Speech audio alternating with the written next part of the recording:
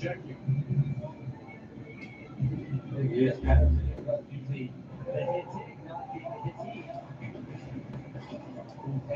when I said get up against the board, just the danger though, because you get the head rattles off the glass.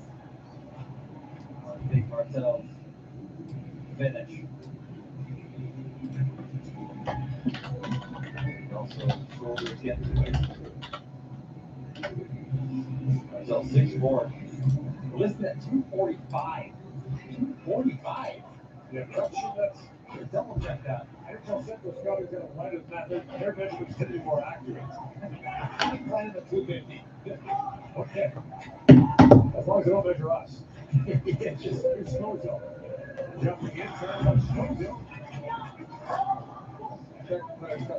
All right, so double checking everything is good on this side. I'm just going to do a quick little line recap before we get into our official game. We're still underneath Sweden and Czechia right now. That game is going to move to ESPN Plus, and I'm going to follow this on NHL Network. So I'm going to give you the starting probables for the USA depth chart. It'll be Logan Cooley, Gauthier, Jimmy Snuggerud, Jack Peart, and Luke Hughes. It's Chaz Lucius with Rutger McGroarty, Jackson Blake, Lane Hutson, and Ryan Chesley. Red Savage, Dylan Duke, Tyler Boucher, Sean Behrens, and Ryan Ufko, and Charlie Stramel, Kenny Collars, and Gavin Brindley. The goaltender will likely be Trey Augustine. Kaidan Mbereko will probably back him up. Andrew Oke has not seen time yet. And the extra will be Luke Mittelstadt and Sam Lipkin, who's the forward out of Quinnipiac for Ram Pecknold's squad. And for Switzerland, it sounds like this. And forgive me if I miss some of these name pronunciations. Lorenzo Consonica, Attilio Biasca, Luis Robban, Maximilian Struhl, Liam Bissell, Mats Olgi, Jeremy Jambola, Jonas Tybel, Dino Sidler, Jonas Tybel, Nicholas Bischel, Liket Reichel, Lil Trog, with Nick Melee and Rodwin Donanico, and Miles Mueller, Nisa Ramel, and Nicholas Perinaud. And the goalie will likely be Kevin Pash for Switzerland. He's played in the last couple. Switzerland is 2-0 in this tournament right now. The one thing that you have to differentiate between that is it's one win in overtime and one win in the shootout. You get one less point for that. You get 3 for a regulation win, 2 if it's in overtime. So the Swiss have a pair of 3-2 wins, one in overtime against Finland, and a shootout win over Latvia. Here's the interesting part for Sweden is Biasca, Konstanika, Jabola, Dionico, Reichel, and Robban have all scored a goal in the tournament. So 6 different goal scorers in the 6 different goals for Switzerland, and their 2 wins, one in the overtime and one in the shootout. And for the United States, it sounds like this. They are 1 win, 1 loss in the tournament. They got a 5-2 win over Latvia. Again, it was a close game throughout between the first and the second. It was 0-0 and then 2-2 until the U.S. scored 3 straight in the third period to beat Latvia. And then they lost to Slovakia just last night, 6-3. Team leaders in the first game were Behrens and Savage with a goal and an assist, and Tyler Boucher had 2 goals, and Cutter Gauthier had 2 assists for the United States in that time in the second game. So the one thing you can say for the United States, you can also say for Canada in one respect. Goaltending has not been where they like it to be, although for the United States, you understand, even though I think I've seen one Kaidan Mbereko from a few months ago on that side of it, where he can be pretty good, he can be beaten. Augustine, I had the one appearance in there that we finally saw him. He can be beaten, but we've seen Mbereko a few more times than Augustine because of the last tournament in the summer during the August time. So United States, maybe a little bit weak between the pipes. Same thing you can say for Canada. Both of those teams are 1-1. Canada had one hell of a bounce back, scoring double digits against Germany. So outside, before we get into puck drop, outside of the rest of the tournament, unless you're looking at Germany and Austria, those are the only 2 teams that really haven't been competitive. Everybody else has been beaten up on everybody. So there's going to be 4 preliminary games. The United States are going to play their third right now. Their last game is going to be on New Year's Eve. So that's when the last games will be played on the 31st, and that's when Canada and Sweden will play as well. So after those 4 games, we'll figure out who's going to advance to the quarterfinals and who can compete for medals. And that's where we'll be at right now. So when I come back, we will start the puck drop. And get a check for Czechia. Czechia's at the edge of the shots, at the edge of the play for much of the first period. Czechia back shooting a lot of even the face-off win. Which matters in overtime. All right, so Yurchek brings it up. Yurchek gets struggles in. Works out a Shaw. Fires. That's what he saved. How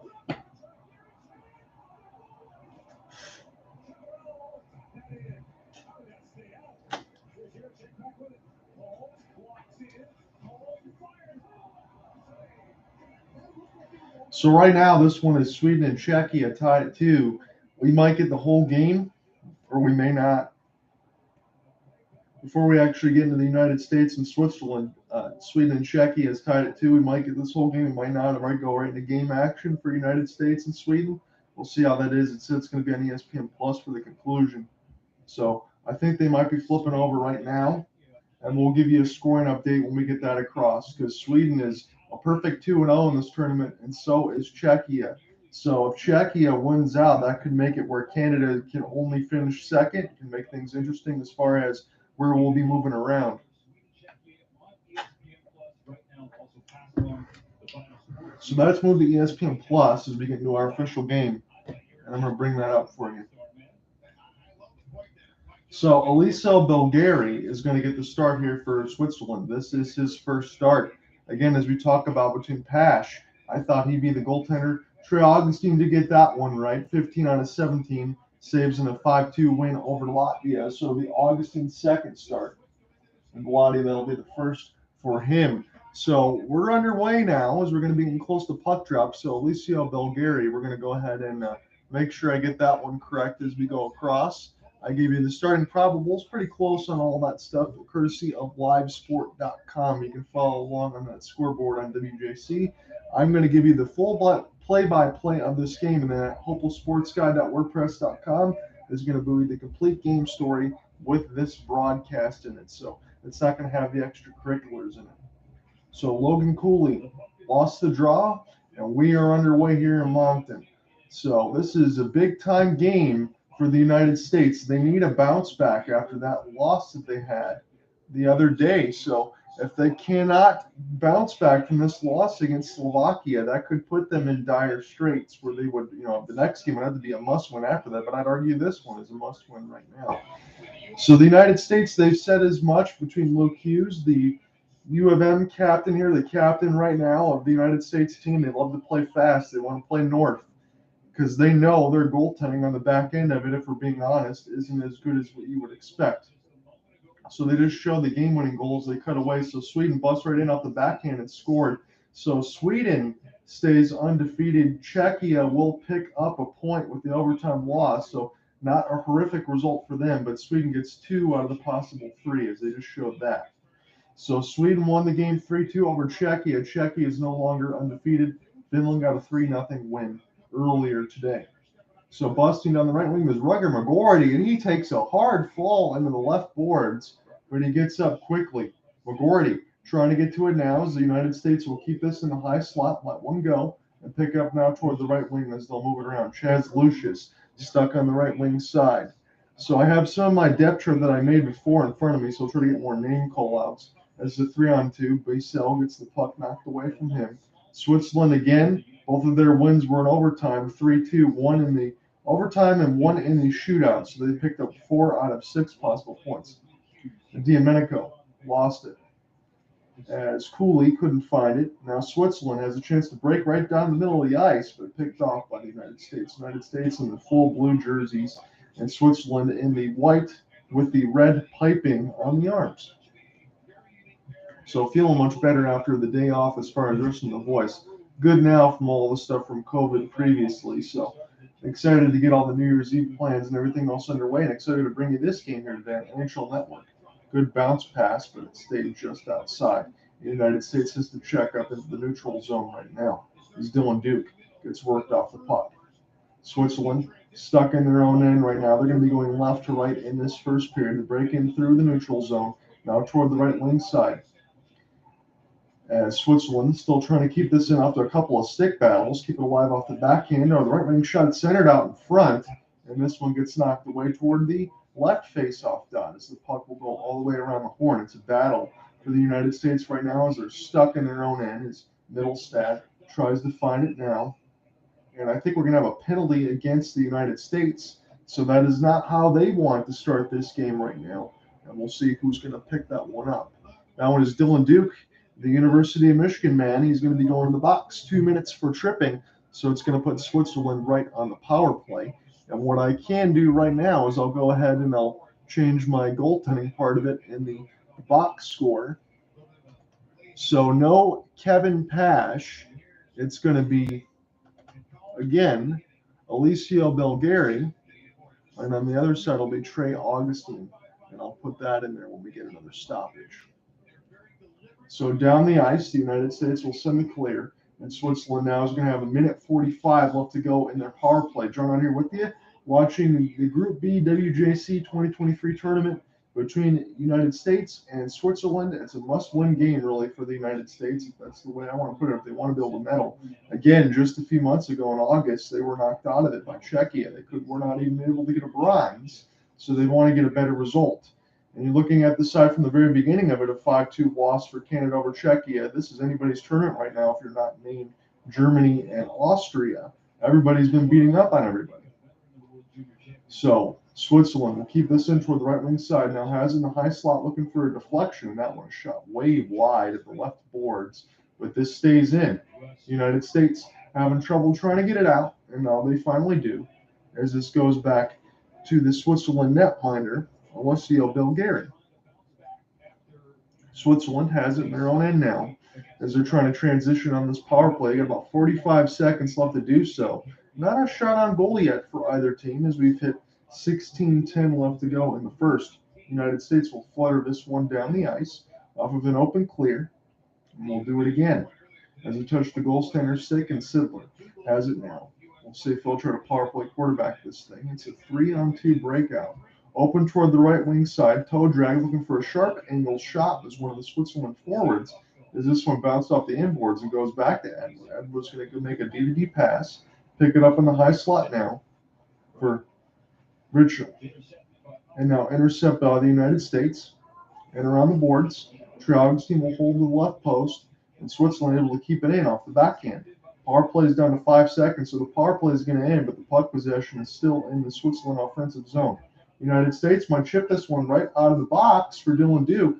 He's going to race for the puck, but it's going to be an icing. So Dylan Duke is going to get to stay on the ice, and so is the rest of the offensive personnel. They should be fresh after that 2-minute rest.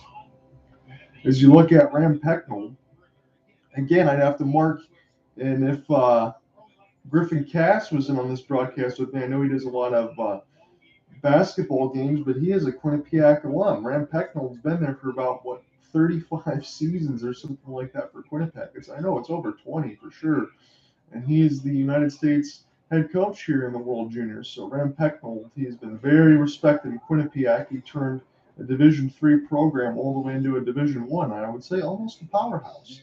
As this one gets snared from long distance, about 100 feet, and Trey Augustine finds it right in the webbing of his catching glove. So as we're waiting for the puck drop again, I'm going to go ahead and in this part of the box score, I will throw Trey Augustine on that side for the United States as far as the goalies. So I have that squared away, and I'll pull back up on my USA depth chart with the Switzerland depth chart. As this is a U.S. defensive zone draw, Logan Cooley, as this one gets dropped unfairly. He's going to have to do this again. So the Arizona Coyotes prospect, as this is a second face-off violation, and I'm not really sure what they do in WJC when we get to 2 of those. So we're just going to do it again. And this one is a face-off loss. Logan Cooley had 3 tries at it, and so did the United States with a couple violations, and now a face-off win for Switzerland. They got puck possession. That one goes up the right pad of Trey Augustine. Now it's dangerously in behind the net, as the United States will try to backhand this thing from the left wing side, and that was an awful clear. And that does not get out of the zone. Picked up by the United States now. Mittelstadt will try to get this one down, and now they do. The United States will race for the puck. It is Cooley. They always notice when United States and Logan Cooley is on the ice. He will try to go for every puck battle and be smart about it. He's going to get an active stick, and he's going to be physical and hustle and do everything that you need to. He has that blue-collar effort. Sean Behrens has it right now for the D. He'll dump this all the way down as it touches the goal stick of Belgrade, but he'll bush it away. Switzerland bank this off the inboards. Try to backhand out. Another turnover by the United States. They've not been sharp in the defensive end here early. I can say that. Although everything else is kind of unblemished. It's 1-1 unofficially as far as my total on these shots on goal part. Augustine turns it over, and this is picked up as it was centered toward the left post, and he knocked it away with the pad. So he didn't really tend the goal there, and Switzerland back on the attack as this gets dumped down the ice by Red Savage. Red Wings product. So now right wing side. Switzerland has it in their own end, and they'll take a look in behind their own net as they'll try to break out right now. The United States had several forwards that were brushing ahead. They were able to steal the puck from the neutral zone, but now it's just a neutral zone battle right now as it's dumped into an open wing. And then this will go to Duchesne, number 25 here, the defender here for Switzerland. And now Sean Lipkin will get in there with Alice. United States will steal it. Number 9 has it toward the right wing side, and now behind the net of Belgrade to try to center it out. And this one goes back toward the left D side. Nobody was there. The United States will check up as Luke Hughes has it now. He just brushes his defender off as he skates with speed, and behind the net it's dropped back for him, right wing side. Another drop pass to the high slot. A good opportunity for Cooley, and that one was brushed aside by Belgrade. That was some excellent puck movement there by the United States. And they have it now. Brindley lets it go. Sets it up for the D on a D-to-D one-timer. That's knocked away, and Brindley will pick it up. Jack Peart also out there as well. Sauce pass a little too far for him. 2-1 as the shot board is officially up now on NHL Network coverage on IIHF. Peart holds on to that right side of the blue line and has to go back in his own end off the backhand. He made a great pass under duress to set it up forward. Here's Connors. Drop pass, Brindley. He wires a wrist shot. And that was the top of the left bar now. Toward the right wing side now. Switzerland has it. Bissell tries to get around it. The United States will steal toward the right side of the wall. Now right wing side. Going to let this one go toward the right dot. We'll walk in instead now. Hold. Cycle. And now Boucher has it. Still cycling. Can't take him off the puck right now. Centered it out. But nobody was in front except Switzerland jerseys. All white jerseys there to steal it. 11:40 left to go in this first. Picked up on the left wing side. Boucher going to hold off the forehand. Now back skate. Try to keep it alive on the left side of the boards as Solar will join in here for the Switzerland. Try to pry it loose. Peart in there as well with Dylan Duke. Duke trying to keep this alive. Now this goes back to the United States. Back to the D. And now picked up. Boucher lets one go. This is softly off the inboards toward the left dot. And now back to the D as this goes around the embankment. United States will get back on this Mittelstadt, trying to find it. As United States continues to pinch in the Switzerland defensive zone, they're getting a lot of pucks now, starting to win some battles. It's centered dangerously, but there's too much traffic, too much white jerseys. They're able to knock that away with the stick. But the United States will steal again. And now Switzerland could have a breakout quickly, but the United States will brush this and clear it into the players' bench. So it'll be a neutral zone draw with 10:54 left to go in the first. 3-2. The United States has that advantage, and they've had some turnovers of late, getting some pressure, but not a lot of shots just yet. Come right back. Bring your appetite. Bring a friend. Bring a few.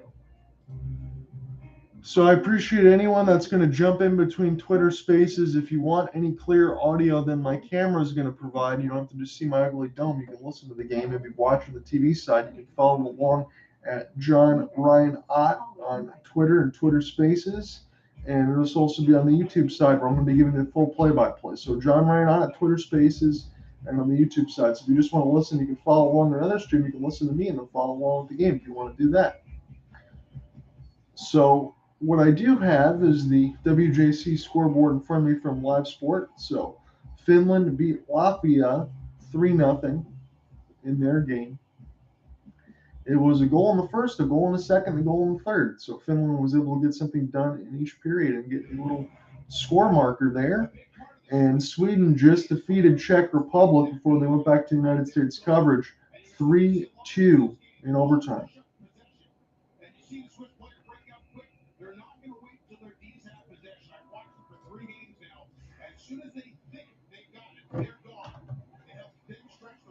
.10:45 left to go in this scoreless first period right now. It's 3-2 for the United States.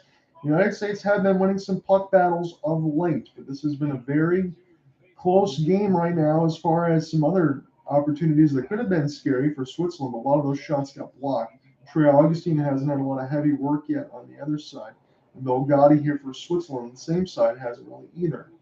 Cooley gets knocked off the puck. This is picked up by Switzerland. They'll try to go left to right, but this is intercepted off of a lazy back pass. And now Hughes, with the patience, dances in toward the right wing side. That could have been a glorious opportunity for a rebound toward the left post, but the United States got stick lifted at the end of it.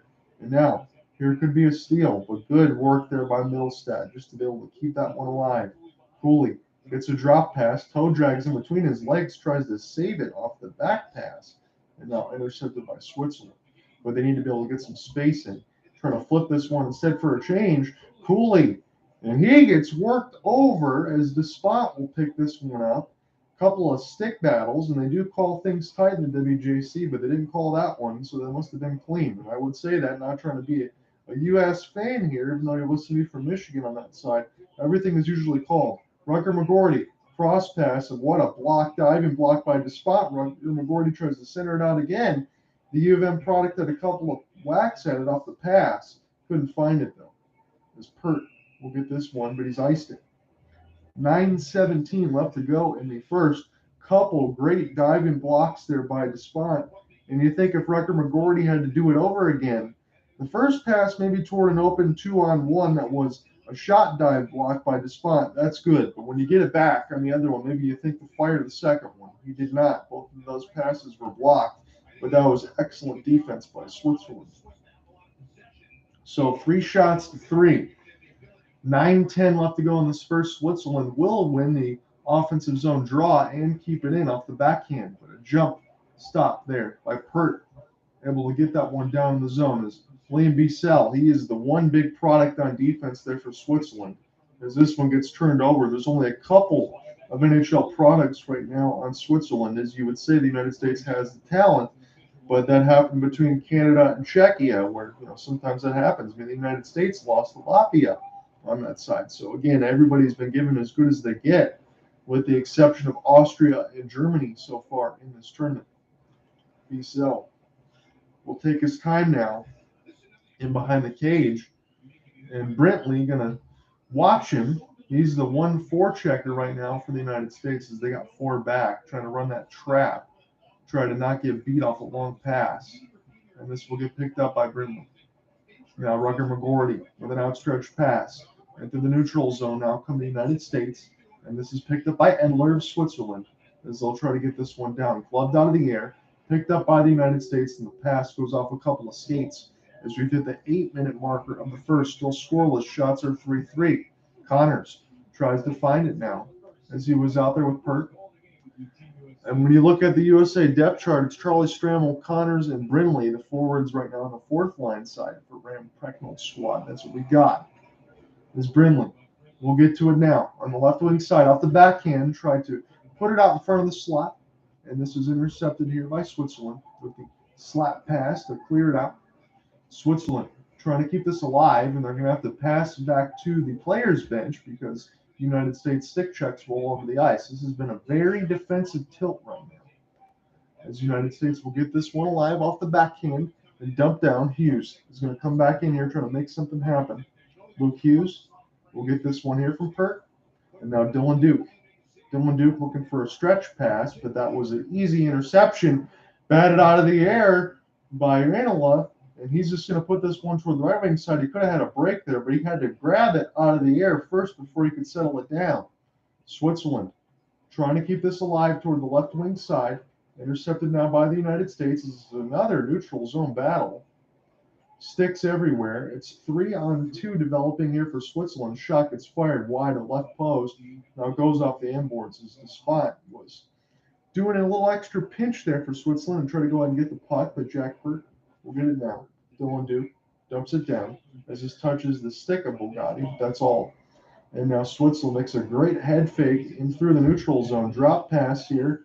And this is picked up, and it went off a skate toward the left dot, which was fortunate for the United States. There could have been a big-time opportunity there for Lipkin Reichel.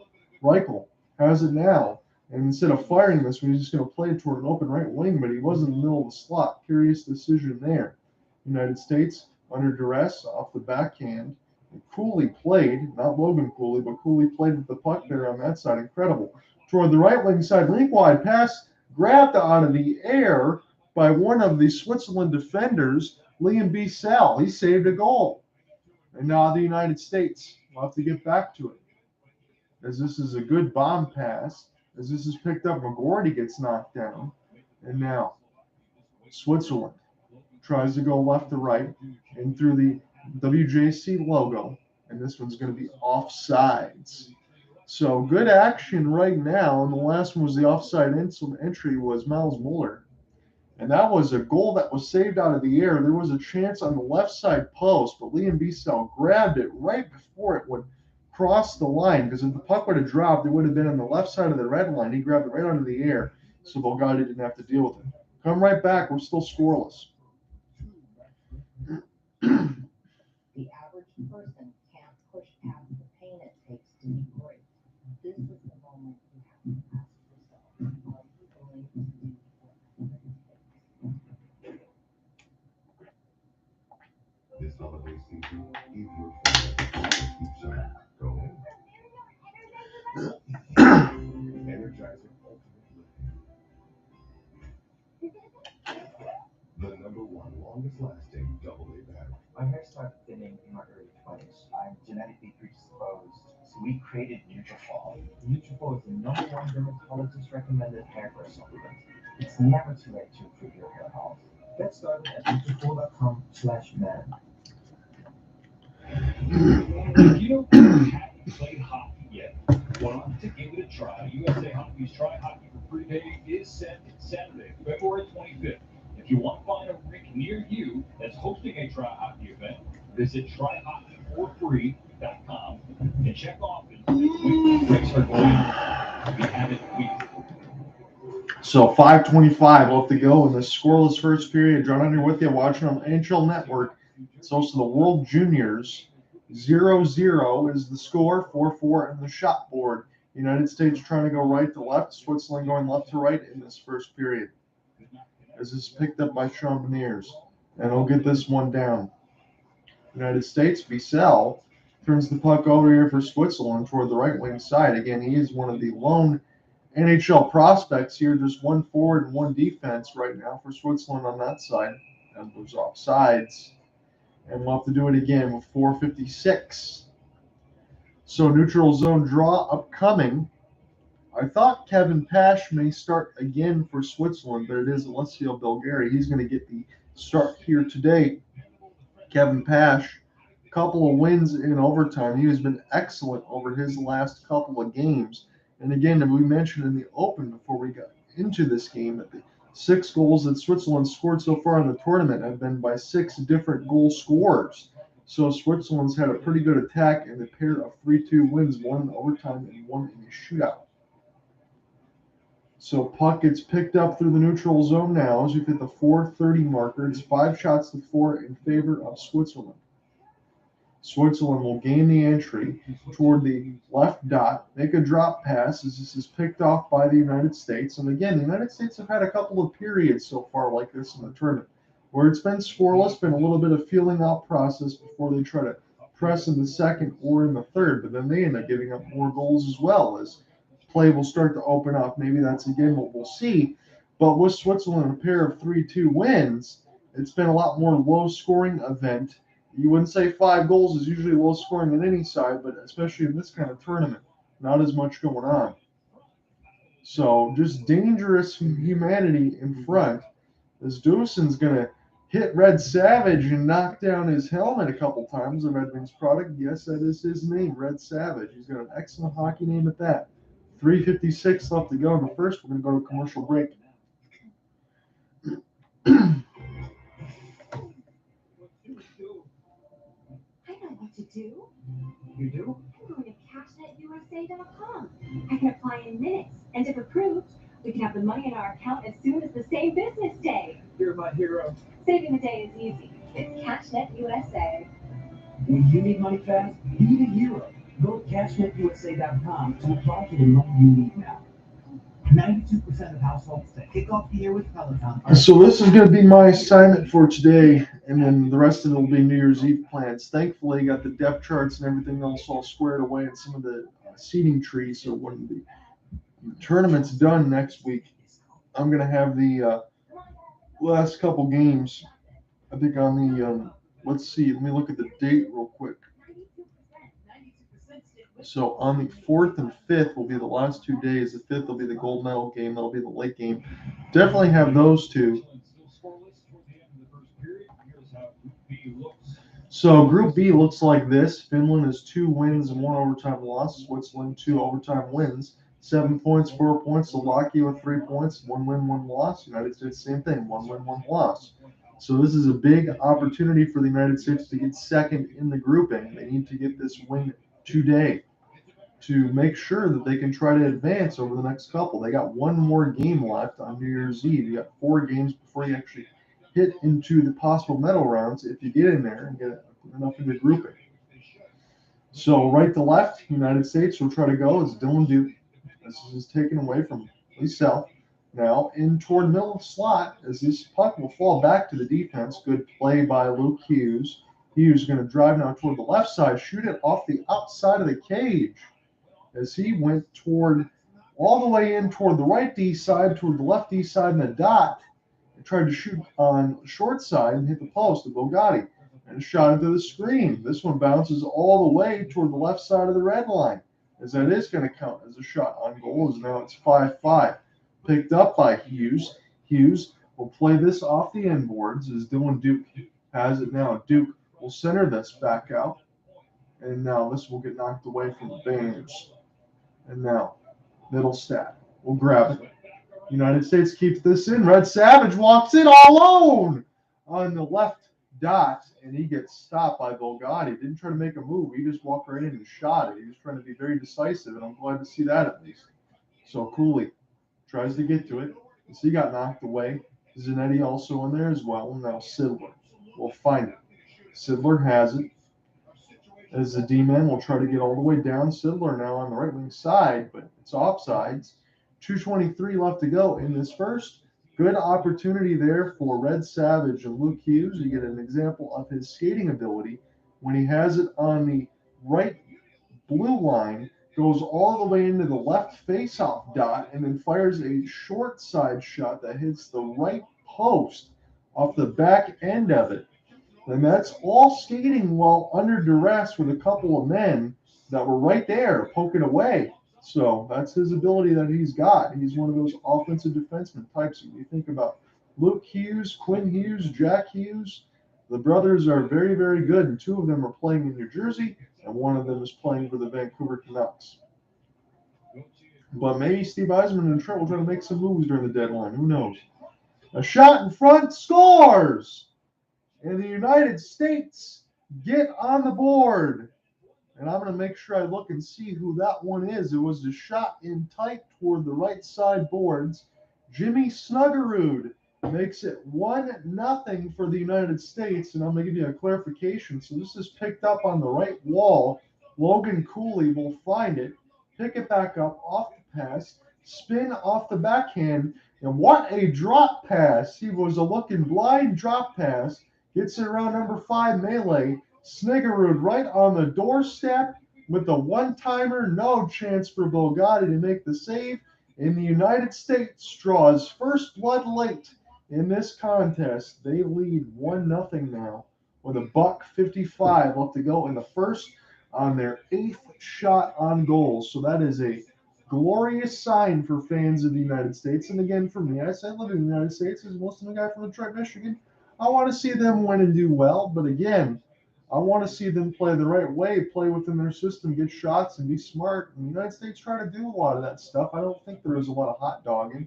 And on the Canadian side, I don't blame them from the few days ago between Shecky with a couple Michigans. Look, if you're as good as Kaidan Mbereko is, you go ahead and do those. Those count as shots. But at the same time, you got to be able to play defense just as good on the other side. So Snuggerud from Cooley and Gauthier, those are your first and secondary assists. As we've hit 110 left to go, Jack Peart, going to leave it now. Make a bomb pass into the neutral zone now as Rutger McGroarty tries to chip and chase to himself. McGroarty gets knocked off the puck there. As Switzerland has it. Unfamiliar territory here for Switzerland, but again, a couple overtime ones. They usually play tight games, and this is a tight game right now because it's 1-1. Bissell, good drop pass, and this was stopped by the pad of Augustine with the right pad at that. Switzerland trying to keep this alive toward the right side of the red line. Now this is going to get saved before it goes out of the zone. Shot into the screen. This goes to the left side red line as it gets blocked before whatever hit Augustine. Down to 30 seconds left to go, where the United States have just taken the lead, courtesy of, again, let me go ahead and get the name there, Jimmy Snuggerud. This is picked up off the backhand. United States will try to find it. Now they're going to have to skate back in their own end. So Luke Hughes got pushed all the way back as this goes now by Peart. Peart will get this one up. Lucian is there as well for the United States. 5 seconds left to go. Here's an opportunity for Switzerland, but this gets canceled off the neutral zone. That's going to end the first period. 1-0.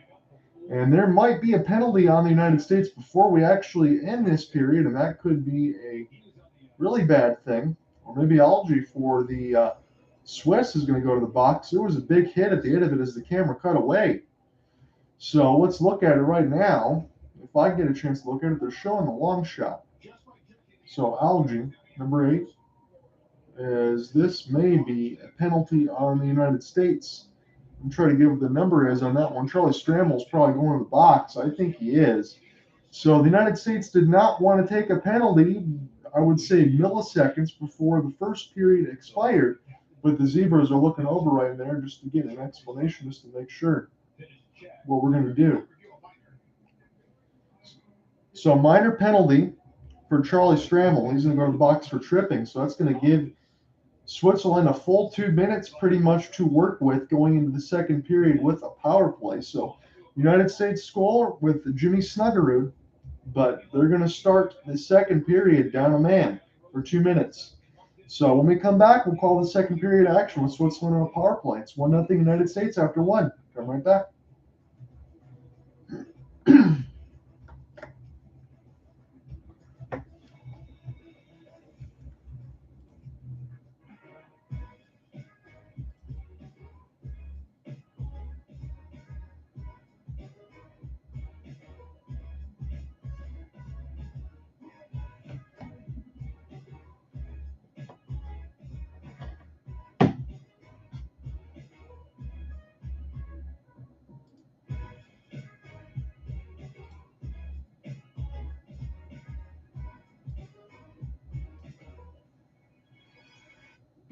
In my home, we are always keeping to a tight schedule, so having HelloFresh in our home is a must.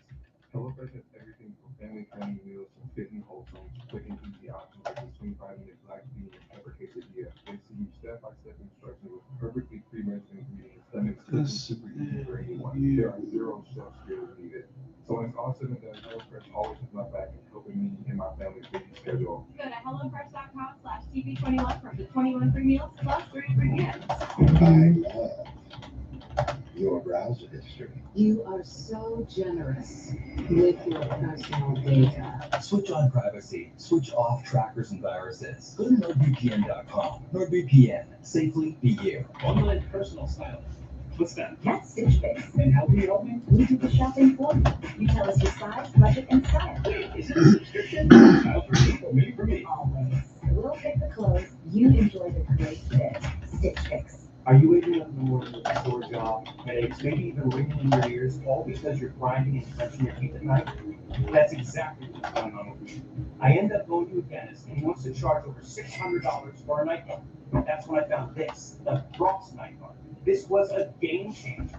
It's smaller than other night guards that I tried, which is a good thing because it doesn't make me gag. It can fit on the top or the bottom of the teeth. It's lightweight and super comfortable. Now the Brooks night guard redirects the bite force away from the back teeth, reducing jaw pain while still protecting the teeth.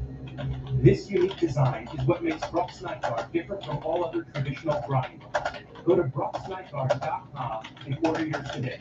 Your teeth will thank you for it in the morning. Go to brooksnightguard.com and use the promo code to activate your special TV offer. That's brooksnightguard.com.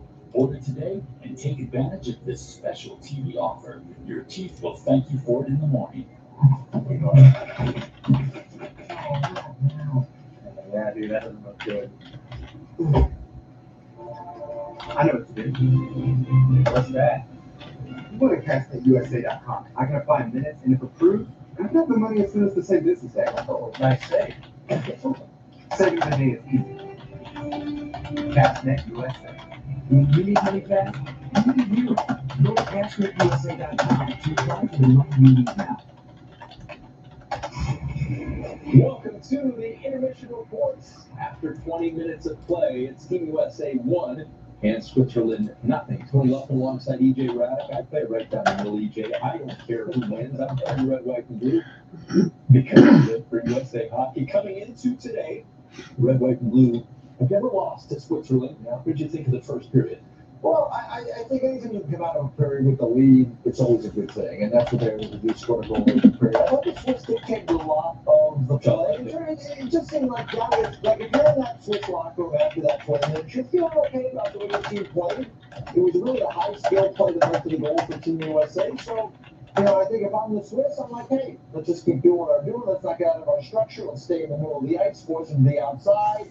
And then when we get opportunities, we've got to take advantage. High skill play is a good way to describe it. Team USA fell to Slovakia at 6-3. How would they respond? They scored in the first. Yeah, and the clock ticked down in period number 1. So let me just give you a quick little reset as we're listening to Tony Lipkin on the USA side for NHL Network here. That's where they're carrying the game, so they're going to carry their coverage, and then the TSN is going to carry their separate coverage. And NHL Network will carry the games on the U.S. side, so that's how I'm following along. So first period, it was a goal at the 18:05 marker, so just like a minute and 55 seconds left to go in the period. It was Jimmy Snuggerud scored the goal. Logan Cooley and Cutter Gauthier got the primary and secondary assist. Cooley made an excellent pass in behind the net, but that was only after about 15 seconds of puck possession toward the right side of the wall, toward the right dot, to be able to beat a couple of defenders, work his way in behind the net. Snuggerud's posted up toward the right side of the post there of Bulgari. Nobody picks him up. An incredible individual play by Cooley. He drops the 1-2 for Snuggerud. He finishes it off. 1-0 United States. Charlie Stramel took a tripping penalty right at the end of the first. So Switzerland going to start the second period on a power play. Shots on goal are 8-8. Coming in today, the one note that they wanted to mention during their information, the United States have never lost to the Swiss coming into today. But Swiss are 2-0 in this tournament. 2 wins in overtime, 1 in shootout, 1 in overtime. And they were 0 for 1 on the power play. The United States did not have a power play in that first period. So what did I notice? Luke Hughes had a couple of plays like he always does, the offensive defenseman. Again, the Hughes family is incredibly talented. Imagine to play hockey against them. That is able to drive toward the right side of the blue line, get to the left face-off circle, and then wear a wrist shot that goes on the right side of the post. So a crossbody shot from right blue line inside the left post. He skates all the way in. It just goes off the bar. He makes a great individual play under duress. United States, a great play by Logan Cooley to get something to happen. But other than that, Switzerland should feel pretty good about the way they played in that first period. They definitely have a puncher's chance in this game. Look, they've won their first 2 games 3-2. Like we said, they've been tight games. The United States have played some tight games. They've played some tight periods. And then in certain situations, whether it be second or third, they might give up a haymaker, give up 3-4 goals. Maybe that's what we see. Switzerland doesn't seem like that type of team that's going to go ahead and score goals in bunches, but they definitely seem like a team that can win tight games and play a good structured, sound game. And that can be something that can be dangerous for the United States. We'll see what happens. I still think Switzerland has a really good chance of winning this game. But United States had a hell of a bounce back right now after getting a 5-2 loss to Latvia. They've got to bounce back and win this game. That was a good start, but now they need to kill this penalty at the start of the second period. And when we come back after the intermission coverage, I'll call on here with you. And have the complete game story at localsportsguide.wordpress.com.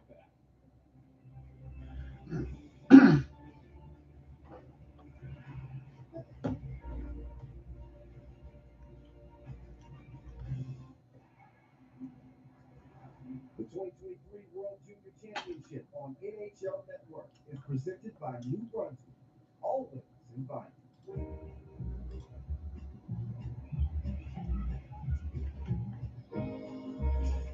Come on over.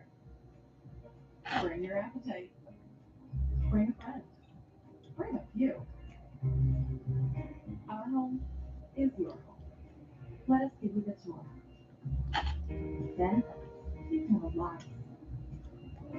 And a little later, we'll even put on a show. New Brunswick, always inviting. I got big dreams. I got big goals. One of those goals was to master my credit.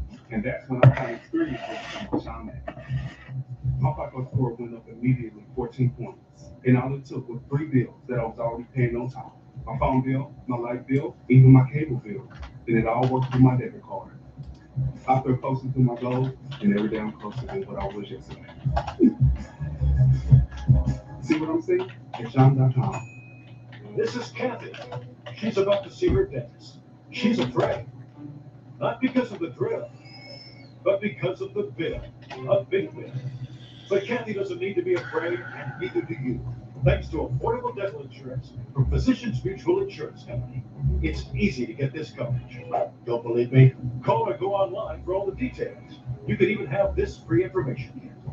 This isn't a discount plan or preventive-only coverage. This is real dental insurance. It helps pay for over 400 procedures. That's a lot. I'm talking treatments, fillings, crowns, bridges, root canals, even dentures. Bottom line, you'll have help paying for routine care and expensive major work. But if you want deductibles, forget it. There aren't any. No annual maximum either. Plus, you can see any dentist you want. Stop fearing the big bill. Start saving at the dentist. Call now or go to sendinfokit.com. Physicians Mutual, Physicians Mutual. Tonight, Team Canada featuring prospective #1 overall draft pick Connor Bedard.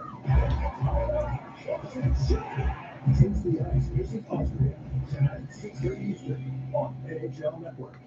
Happy holidays from everyone at NHL Network. Drama earlier today, Sweden and Czechia, your highlights. Hauser moves in, along with Juracek. Hauser must see Juracek. Moves it over.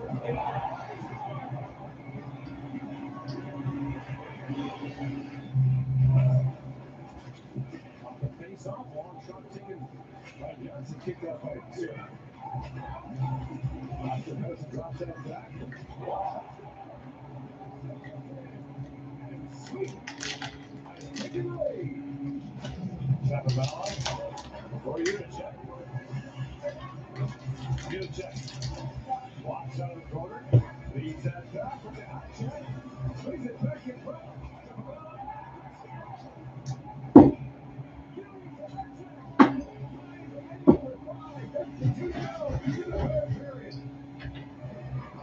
And then fires this up in the air. Osman knocks it away.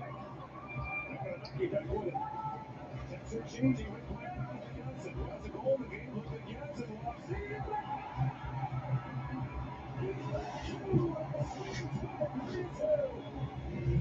Janssen's only got one. Able to protect the puck, get out of the ball. Providence can't close them off. The old 10-2 throw Providence.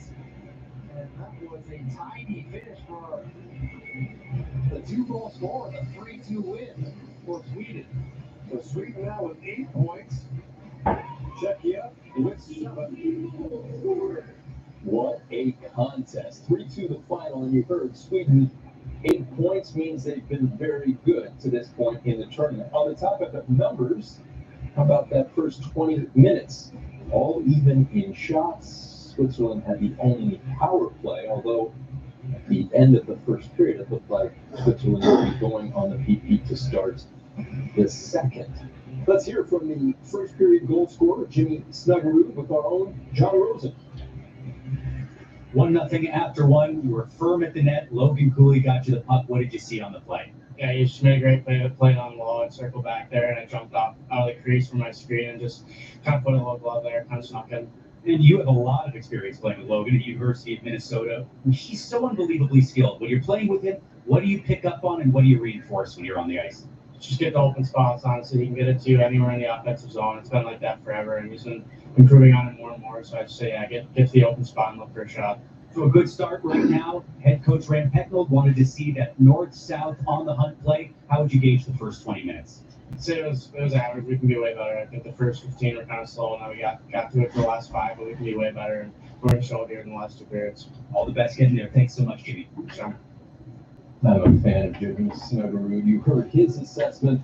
From your vantage point, EJ, what do you expect from the second period? Well, they are starting the period on the penalty kill, so you've got to be ready to go and do a good job getting that penalty kill. Still in the first period intermission, it's a 1-0 lead for the United States, courtesy of Jimmy Snuggerud. Throwing that in the box for anyone else that follows along. Again, I don't imagine to get as many United States as the Canada. Was all over that on that side, so we had a ton of World Juniors. But we'll see what happens here with the United States and Switzerland. Switzerland won their first 2 games, like we said. They picked up a 4 out of a possible 6 because they won their games in overtime in the shootout. United States is 1-1. They have 3 points out of a possible 6, and they need to get this win today. That's going to go a long way in the grouping part of the stage.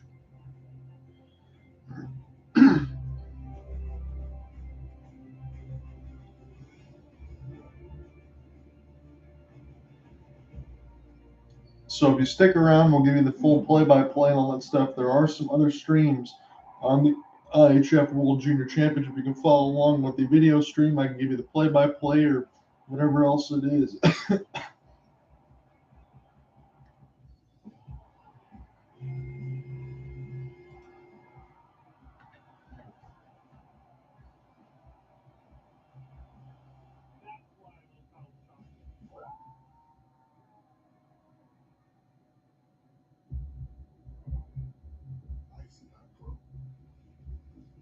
Nice work fast.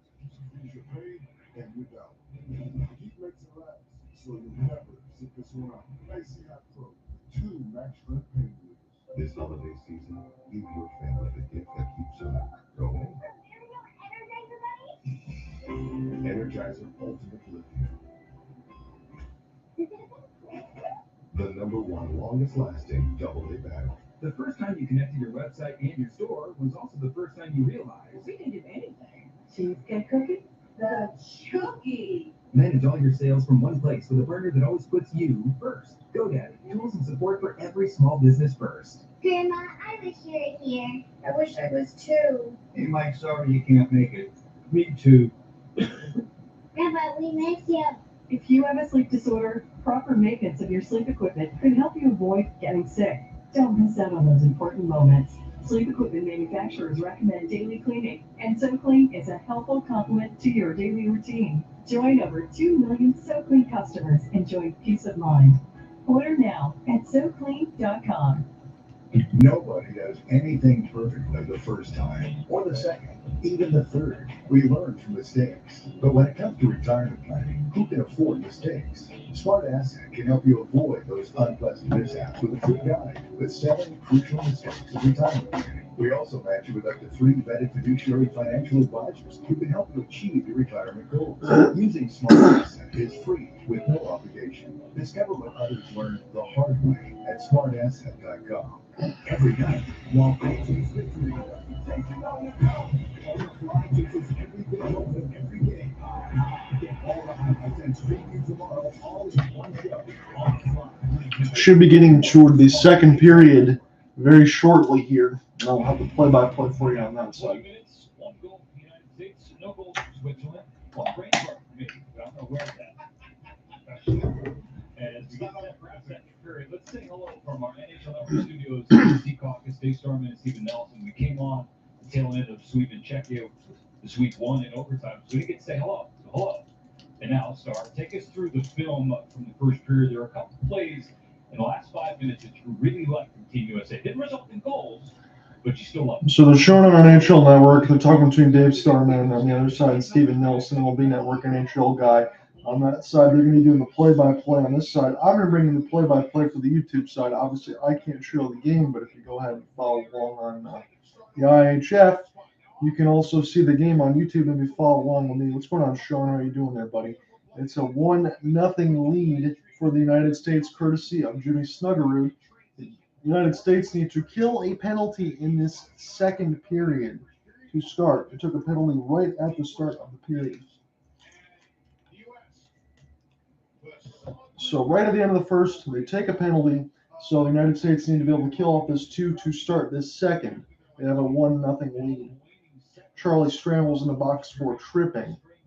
Trying to finish a hit, but instead his skates tripped up Alga's skates.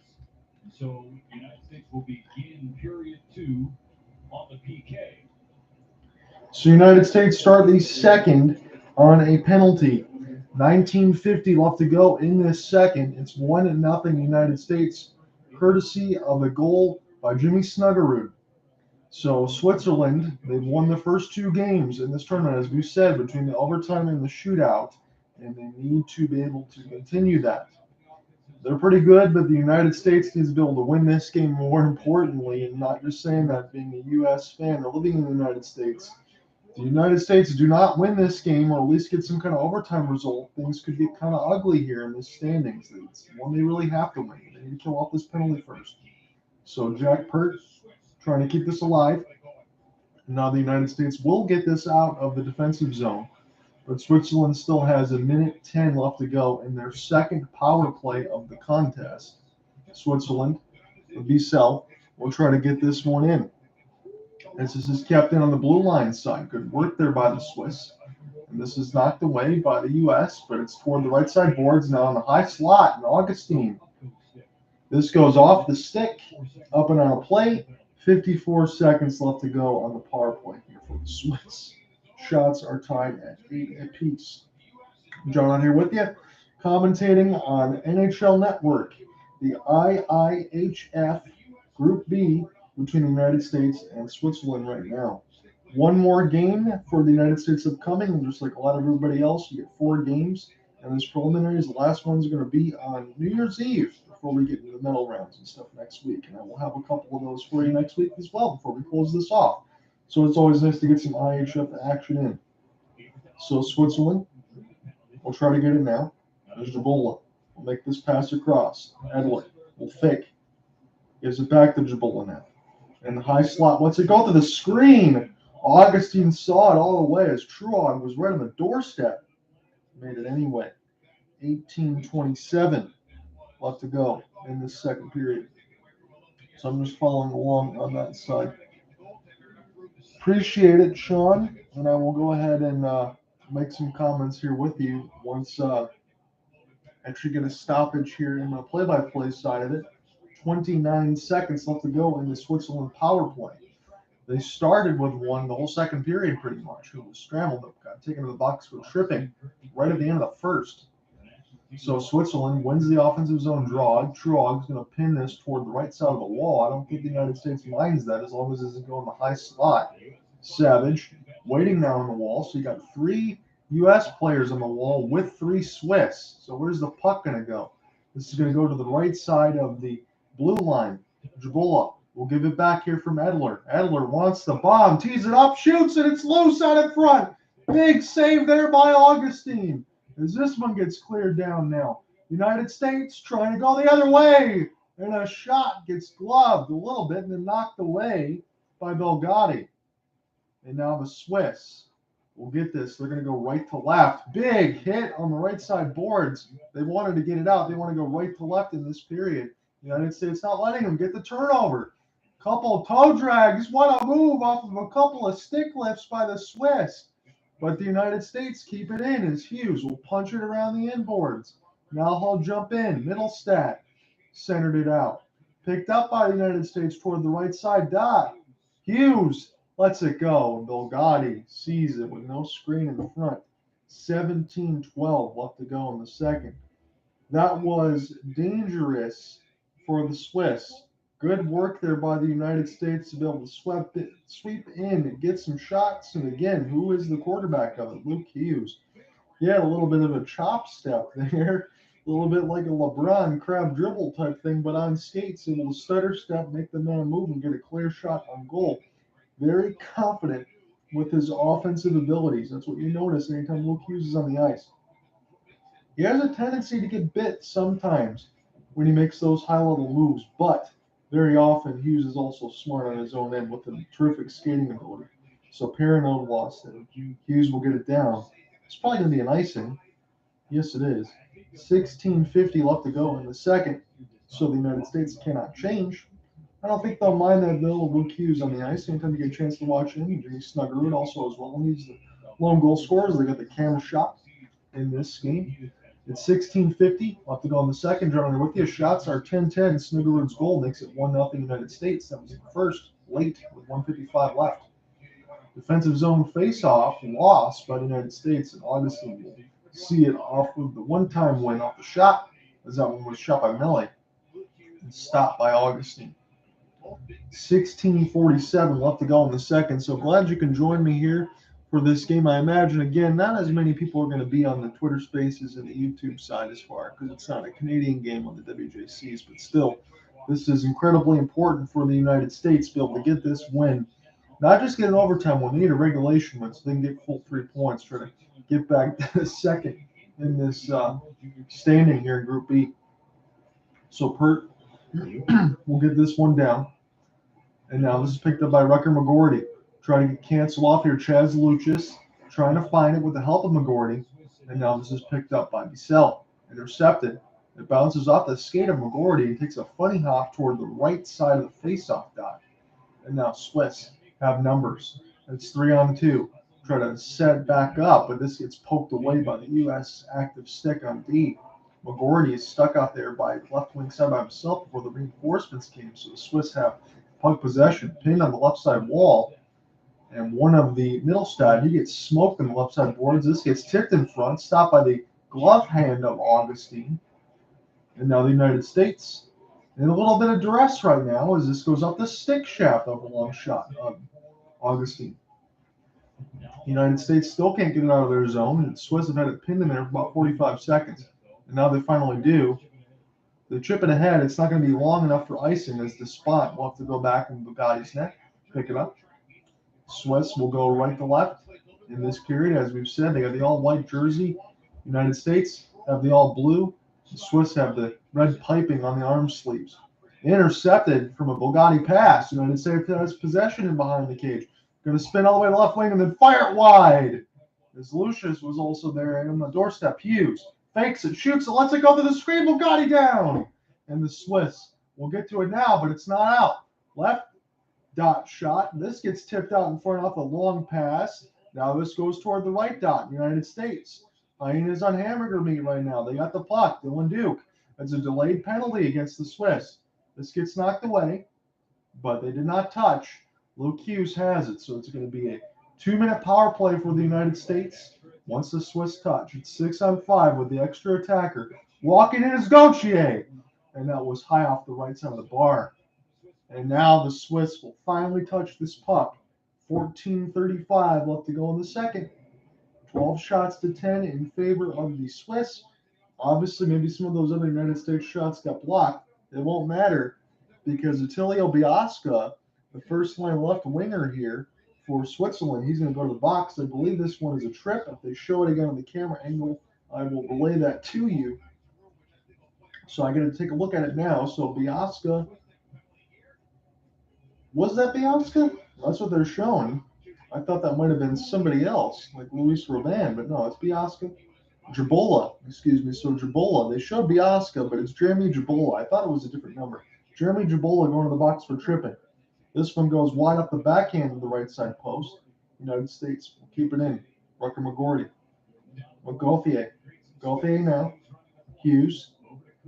Logan Cooley. He's going to shoot one off the wrist shot. And this is going to get saved to the left post. And this goes in the glove hand of Bulgari. So that's what it is. The shot board is incorrect. And again, on the Swiss side, that's what I thought. So the 12 shots to 11 in favor of the United States. Is moving some of those down. So whoever's working that, I don't envy them on the TV production side. With 14-19 left to go in the second one. I'm glad on this side to be able to bring it to you. I can say that for sure. So Sweden beat Czechia 3-2 in overtime. Sweden is 3-0. Czechia is 2-0-1 on the NHL term side. If you want to put it that way. Gauthier. Off the backhand rebound opportunity. Scores! Logan Cooley. It's 2-0 United States. A shot there from Gauthier that was picked up toward the right side boards. An extra pass found Logan Cooley near the left dot.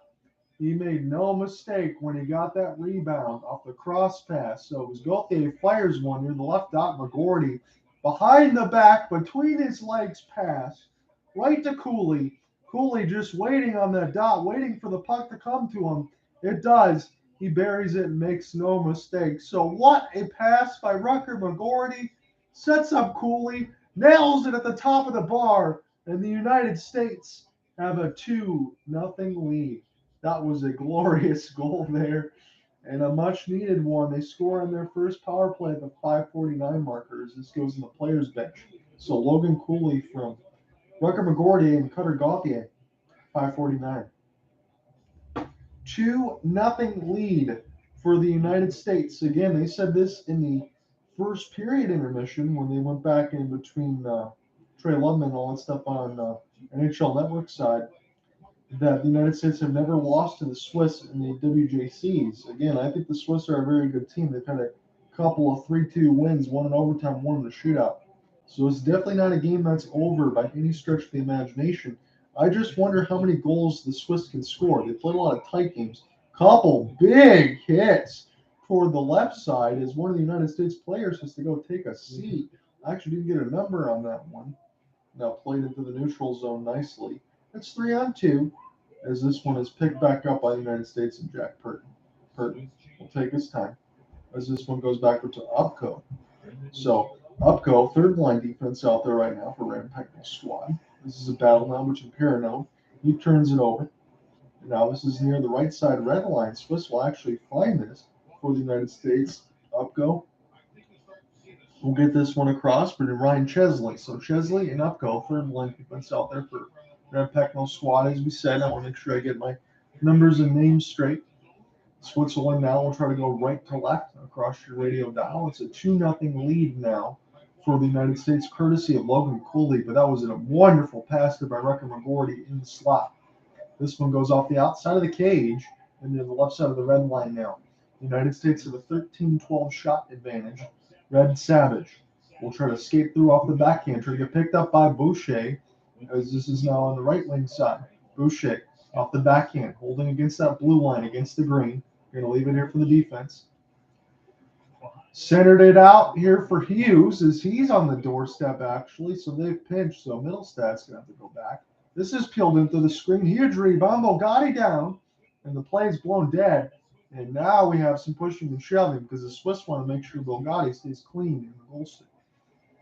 And Boucher, someone else might be going to the box as well.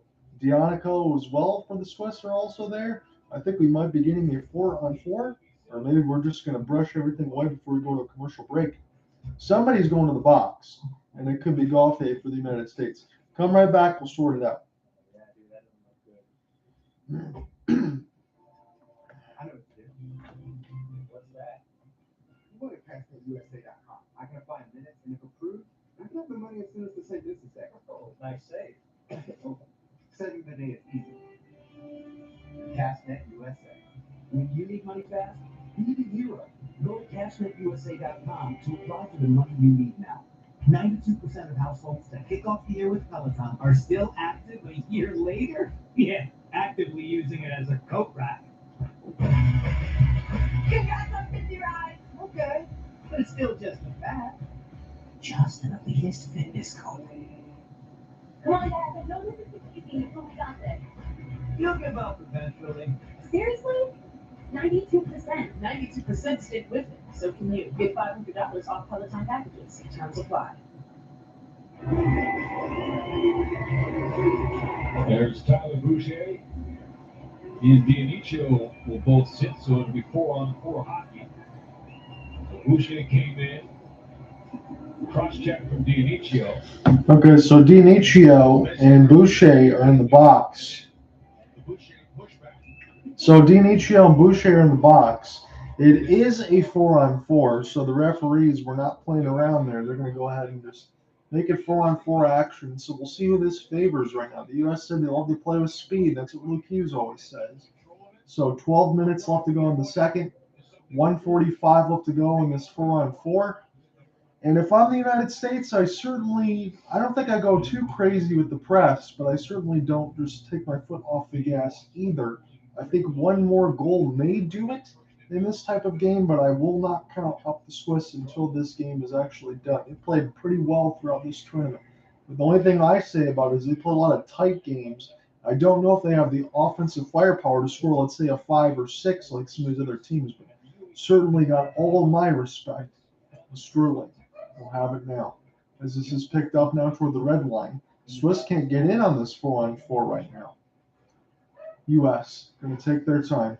As this is dropped off nicely. Cooley will set it up. Cross pass there for Peart for Cooley. And that one got knocked away. So Bissell will get it now. He has it toward the right side of the red line, but he's just going to pass this back. And the Swiss will go ahead and take their time. With 45 seconds left to go in this 4-on-4, about 10:50 left to go in the second frame. Swiss able to get this in off the chip and chase as Bissell is actually able to get some space. Chaz Lucius, this goes away from him.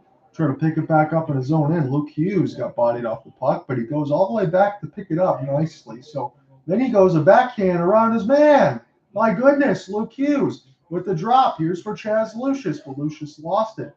So my goodness, for Luke Hughes in that skating display, he certainly got that. Toe drag in between the legs. Stays with the United States now with Logan Cooley. Sets up Hughes, but he bans on it.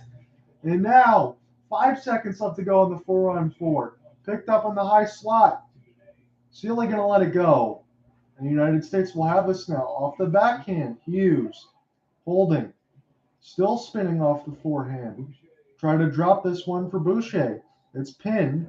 And Hughes will finally lose it now. So abbreviated power play for the United States, 4-on-4, I should say. All that stuff is done. They had abbreviated power play, but again, that's one on the Kaidan. You got to change things quickly. So Hutson has it now for the United States. Second line D-man will pin back here as Hughes is still out there. You'd think he'd want to get in and take a change at some point. Got to be tired of all the skating displays. Charlie Stramel lost the puck as the United States will get to it now. Brindley pick it up against the left side wall. Brindley can't get to it now as Switzerland will try to break out right to left. This pass goes off of one of the United States skates, picked up by Switzerland, off the embankment, and now dumped down the ice. Fighting off body contact is one of the United States as Trey Augustine will brush it away, and then a pass toward the right dot is picked off nicely there by the United States, and that was saved just in time by Gavin Brindley. That was a hell of a steal. So United States, nice setup as Mittelstadt fired one. That was a drop pass there from the left dot, and that was fluttered high. Brindley will come back, play it. This gets gloved out of the air. It might take a Switzerland hop as the puck is battled in between a couple of skate blades. And now Brindley has it. The United States will settle it down. They'll try to go left to right in the transition game as this gets rattled on the kick play, but it's icing. So the United States cannot change with 8:35 left to go in the second period. As you're going to look at Mittelstadt on that side. Remember Casey Mittelstadt. You got Mittelstadt right now for the United States. As we go to a break, I believe, with 8:35 left to go in the second, just momentarily. So I think I'll stay with you as we get a side by side. So I won't cut off the recorder just yet. Charlie Stramel going to go ahead and take the draw. He wins the defensive zone draw, but I think we might have to do this again with 8:33 left to go in the second. 2-0 United States. The latest goal was Logan Cooley, so one in the first, one in the second. That was in the power play. The United States scored on their first power play of the game. Austria and Canada will be up next, and you got to feel bad for Austria in this tournament as a shot off the face-off one gets glove-handed by Augustine and held, and we'll do it again. His B-Cell won't let that go. But I feel bad for Austria because they've just been doing nothing but getting scored on. They're going to play Canada. It was a little bit of a revenge tour after losing the first game. Come right back. We're going to go to a commercial break now officially. Are still active a year later? Yeah, actually using it as a coat rack. Congrats on 50 rides. Okay, but it's still just as bad. Just an elitist fitness coat. You'll give up eventually. 92% stick with So I'm going to pull this up on the WJC box from Live Sport. Make sure I get my total box score for my official game story. Get all that stuff correct as we're in the commercial break. We'll probably have time to type all this in now. You tell us your size, budget, and style. Wait, is it a subscription? So it was Logan Cooley on the power play. Yeah, I live in that. Can you send me keys? We got you. What about this? You can make room for me. Always. We'll pick the clothes. You enjoy the great fit. Switch face.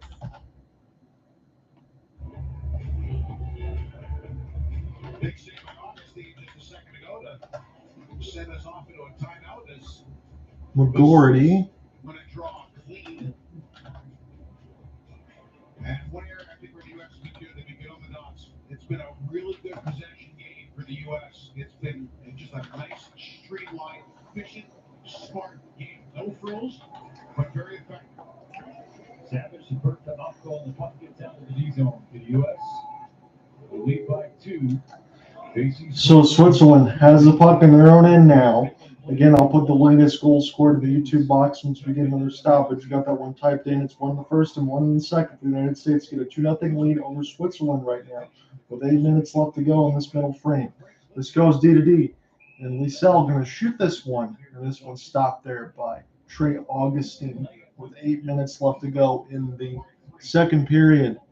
So the latest goal scorer was at 5:49 on the power play. It was the United States' first power play of the game from Logan Cooley, Rutger McGroarty, and Gauthier at the 5:49 marker. That's where we are right now with a 2-0 lead for the United States. They said this during the first intermission. The United States has never lost to Switzerland in WJC play. But again, I've said this a couple times throughout the broadcast already. Swiss coming off a couple of 3-2 wins, 1 in OT and 1 in a shootout. I definitely think they can do it, although they're not a really high-scoring team. They love to play things tight. And this game's still pretty tight on this side, 14 shots to 13. But the U.S. have a 2-goal lead. Zanetti trying to find it, but the United States will be able to intercept. Picked it up here. Cooley going to get the entry off the backhand, trying to leave it here. Gordy. And this one gets knocked away. Jimmy Snuggerud will try to find it. He was the first goal scorer of the game as Bissell gets knocked off the puck. And Gauthier plays this up live inboards. Peart going to let this go through the screen as this one gets stopped by Belgotti. And now the United States will fire this toward the left dot. And that one went outside of the cage. D to D now. Cooley gets this up in the high slot. Gauthier going to let one go. And that one gets blocked. So Cooley has it now. Chesley's out there waiting toward the middle of the high slot. He's on the usually D side. Cooley going to let one go through the screen. And that was stopped by Belgotti. A couple extra slashes, and Eddie takes exception to between Gauthier. And refs are just going to look at this one right now. They show Jimmy Snuggerud getting some position on the NHL Network part of the feed. And Snuggerud going to let one go in between 3 players in that previous sequence. 15 shots to 13 in favor of the United States. Those couple extra shots, you can say, are a reason why it's a 2-0 lead.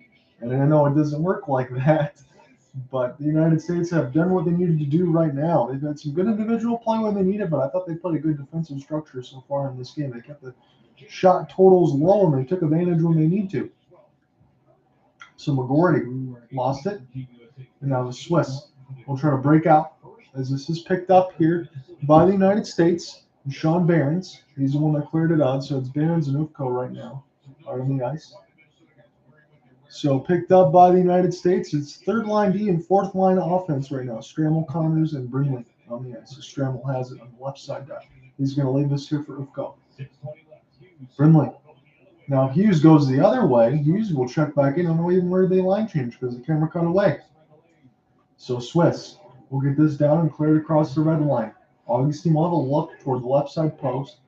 Luke Hughes keeps it alive off the backhand, and Brindley will get that extra pass across to Charlie Stramel. Stramel will try to chip this one. He's going to play it, but he's going to cancel off the puck by a couple of Swiss defenders. And then trying to finish a check was one of the United States. As this gets pinned back in the net of Belgadi. Swiss will try to break out again with Deucin as this one gets picked off. But here come the Swiss. It's a 3-on-2 entry toward the right wing side, but they knock it away from Jabola. Swiss still trying to do some work there with Frog and Peart. Jack Peart for the United States is able to win that puck battle. Nice play ahead. Chaz Lucius holding off the forehand, now trying to toe drag his way through the last defender back. He couldn't do it. Good flip ahead. This one gets let go. Huge rebound, and it got deflected at the last moment, which allowed Augustine to make the save. So Jabola got denied on the 1-on-0 opportunity off the partial break from a flip pass, and then the last shot just got deflected, which allowed Trey Augustine to go back and make the save. And that was Matt's Algie, number 8, on the doorstep of the secondary rebound. But it just got knocked away from him at the last moment, which allowed Augustine to make the save as the shot got knocked down, because if he got a full shot on it, it would have been a 2-1 game. Come right back.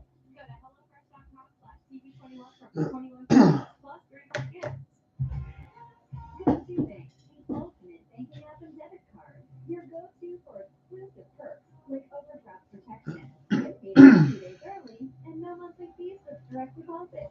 Open an account at GoToBank.com. The first time you connected your website and your store was also the first time you realized We can do anything. Cheesecake cookie? The cookie. manage all your sales from one place with a burner that always puts you first. GoDaddy, tools and support for every small business first.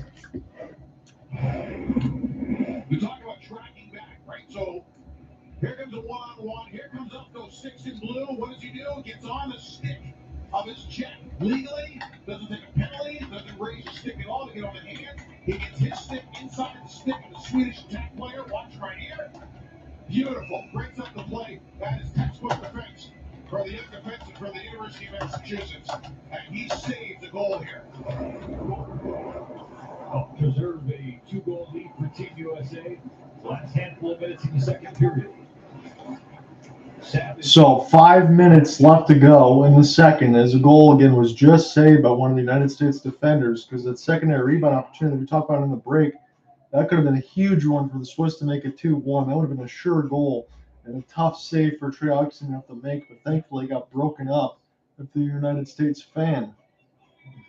Somebody going to the box for the Swiss. It looks like Miles Muller. So Savage got tangled up there with Muller, and then Muller just took an extra shove to Savage for whatever reason and tried to plow him into the right boards. That's exactly what you cannot do right now if you're the Swiss. Again, you had a couple of wins over the last in OT in the shootout, and now you're losing a little bit of discipline right there on that side. So United States will get their second power play of the game. They scored on their first courtesy of Logan Cooley in the second period, and we'll see how this will continue. So Trey Augustine going to leave it here for Jack Hughes, and here they go. So the United States power play 3 for 9 in the tournament, 1 for 2 today. And this is the second right now. U.S. will drop this one back for Hughes. Lets it go to the screen, trying to get picked up by Cutter Gauthier. Gauthier, walk in and shoot. As Belgadi got knocked down. No Cole on that side. Boucher on the doorstep as well. Going to drop this one back. Gauthier can let one go. Stick it behind the net, and this one gets blocked by one of the Swiss defense because Belgadi doesn't have a stick. Hughes. Logan Cooley now. Back to Hughes in the high slot. Looking for a tip. What a stop by Belgadi. He's trying to peel back to make sure it didn't cross the line. And I don't think it did. 4:09 left to go in the second. The U.S. come close there with Boucher. But it was a great stop by Belgadi. So he makes the first with the right pad. He gets brushed by a little bit of contact and falls back, but that was a little more incidental. The second opportunity without a goal stick, he makes the save with the left pad and then looks behind him and makes the dive stop before it crossed the red line to keep this game tied, or keep this game at 2-0, keep the deficit at 2, I should say. So Tribal and Chaz Lucius. Lucius wins the draw for the United States. It's a puck battle toward the left wall. Gets knocked out of the hand of one of the United States players just trying to kick it forward to the defense. And now Lucius will collect. Lucius gets it back on the right side of the wall. And he shoots one toward the left face-off dot that gets brushed just aside. Jimmy Snuggerud has it now. Snuggerud at the half wall. Going to play this one with Ufko. Back to Snuggerud. And now Blake. Jackson Blake gets it knocked away from him. Picks it back up now as he goes around the office of Bill Gotti. Blake now at the left dot. Goes back to Ufko. Now back to Jackson Blake. Blake on the right wing side. Forehand trying to center it out in front. Goalie is down. And that was a Snuggerud scores. I thought he might have made a diving stop, but Jimmy Snuggerud gets his second of the game. The United States have a 3-0 lead. So that was some great work there by Jackson Blake. A little bit off the give and go. Will hold. Jackson Blake will drive, get the pass, and then around the net, he finds Jimmy Snuggerud. He's all alone on the left side dot. The goalie is down, having to make a couple saves. That is a roof shot, almost top bar and in. Bulgari, no chance to make the save on that one. And it's a 3-0 lead for the red, white, and blue. Jimmy Snuggerud with his second. 3:20 left to go in this middle frame. 3-0 lead for the United States. This is a win that they really need, and they're playing pretty well right now. You would think with Switzerland, their top end goals have been 3 goals in the last 2 games apiece, and both, that this could be the top end of what Switzerland could offer offensively. If the United States gets one more goal, this one, it probably is over at that point. I can definitely say that without speculating too much. So Luke Hughes, stutter step again. He buys the space. And now this goes back. Sean Behrens has it now. Now this goes back to Brindley. Now Hughes. Now Behrens. Behrens will pick it back up toward the right dot. Give it to Hughes now. Hughes holds off the forehand. Now he's going to drive that right wall. Hughes working his way in behind the net, trying to center it out to the blue paint. And this is picked off by the Swiss. 2:20 left to go in this second. Charlie Stramel. He'll walk right in. And this one goes wide to the left side bar. Brindley trying to hold. Breakout pass opportunity. Swiss are going to win this. Swiss are going to win this race for an icing. I thought Biasca actually got there first for the Swiss, but it's going to be an icing against the Swiss. My goodness. That certainly looked like a blown call for the Switzerland side. There should have been an icing. 2:08 up to go in the second period. John here with you. We are commenting World Junior Championship Group B 2023 action. U.S. have a 3-0 lead. Jimmy Snuggerud with his second. Logan Cooley also had a goal in the second period. That's where we are right now with a 3-0 lead. Boucher fires one. That one's up into the screen, up into the netting, off of the shoulder pad of Bill Gotti. And we'll do it again with 2:04 left to go in the second. So I appreciate anyone that's followed along between the Twitter Spaces side and the YouTube side. Again, I had a lot of foot traffic here today, but that's okay. I want to be able to get some coverage here of the WJCs to get everything in there before we get back into our official NHL action, probably second week of January. There will be a couple other games we'll pick up. Centered out in front and scored again. The United States, Tyler Boucher makes it 4-0 United States as they got around Donico and put it in. 4-0 U.S. And this is exactly the result that they wanted so far in this game. Not much you can say about it. It's a clean face-off win off the drop pass toward the right wing. It bounced off of Donico, and then it fell right to Boucher off the second opportunity. And he made no mistake with a goalie that was down and out. 4-0 United States. And if I am Bill Gotti, I will say this, and if I am the Swiss, I think they're going to go ahead and take a timeout. I don't blame them on this point. So it is a Swiss timeout, 30-second one at that.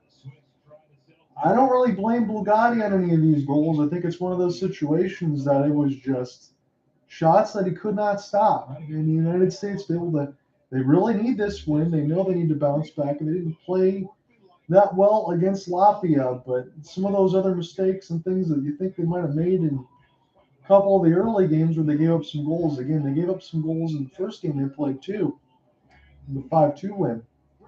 But they played a complete effort in this game. Again, the first period was probably, I know they said this a few times on the U.S. side of the broadcast, a little slow toward the first 4 minutes of the first, but I always think the U.S. is kind of more of a feel-it-out team before they get along and get into their game plan, just to see what kind of a patience they would have and see what kind of game it turns into. But the United States have played a great game so far, and they need to continue it. Another shot. This one goes up and on a play now, off the save of Bill Gotti. So 151 in the second frame, and we'll do it one more time. 24 shots to 15. It's been 3 goals in the second period for the U.S. So, again, on the YouTube side, when this is all done, I will have complete game coverage at hucklesportsguide.wordpress.com. It was Tyler Boucher at the 1802 marker from Chesley and Snuggerud. So Snuggerud's got 3 points in this game. He's got 2 goals and an assist. He's been excellent. Chesley gets a hit in on there, and they'll pick back up. And now the United States will get it down. They're going to still go left to right here for another minute 33 left to go in this middle frame. Turned over. Snuggerud maybe having a hat trick opportunity, and the second shot goes wide. This will go back to Chesley off the kick plate and right into the hands of Bill Gotti. $1:20 left to go in the second frame. So they said this again. Big Leary is the name, so hopefully make sure I get that correct for the rest of the way. Big Leary. Again, Dave Starman said this, and I agree with him. It's not been him in this game. I just don't think the Swiss have played as good defensively as they usually done for the first couple of games. They've been victimized by a couple of plays after some loose pucks in front, and sometimes that's just the way it goes. So Swiss, this is iced. So the United States playing another offensive zone draw with $1:12 left to go in the second. 25 shots to 15.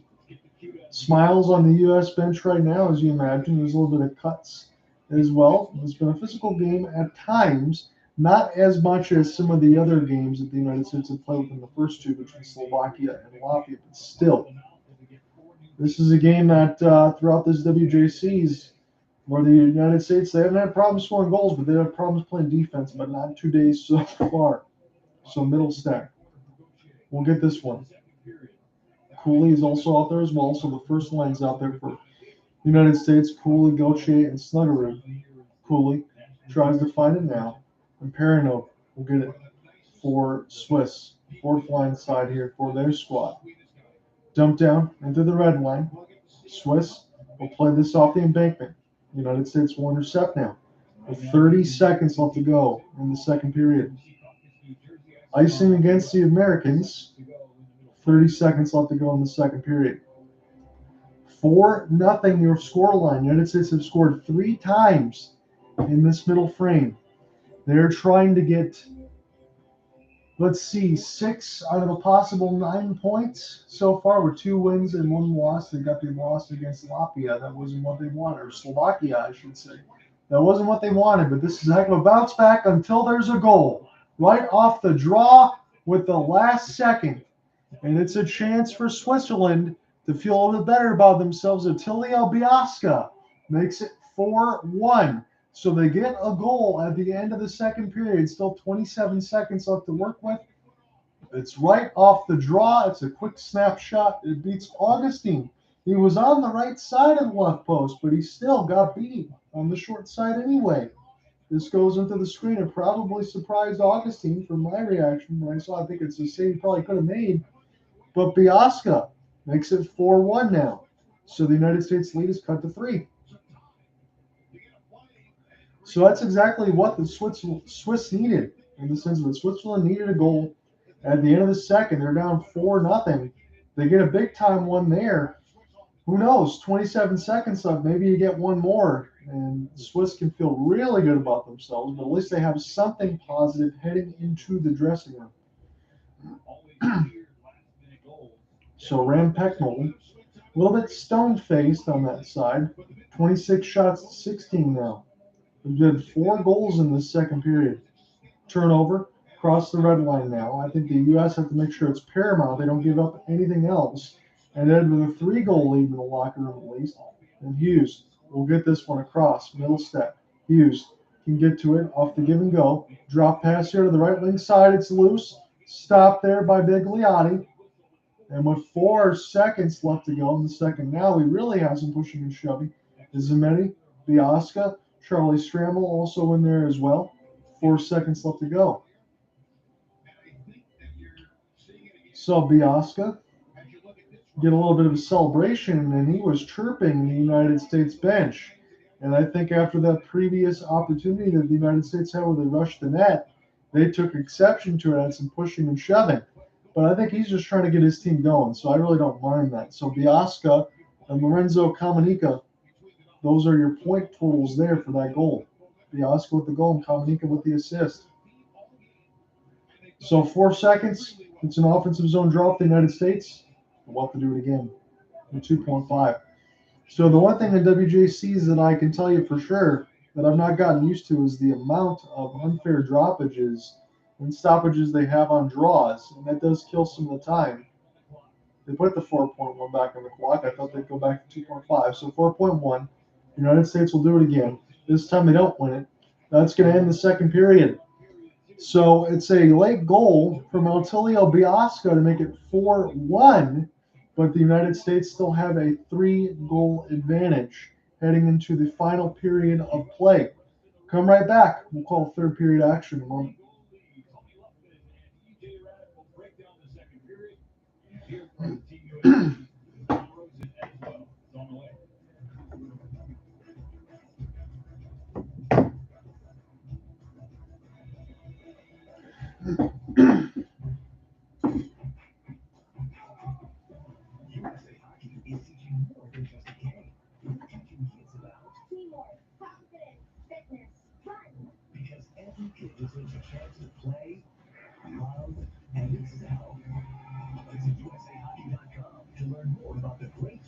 Opportunities available for your child.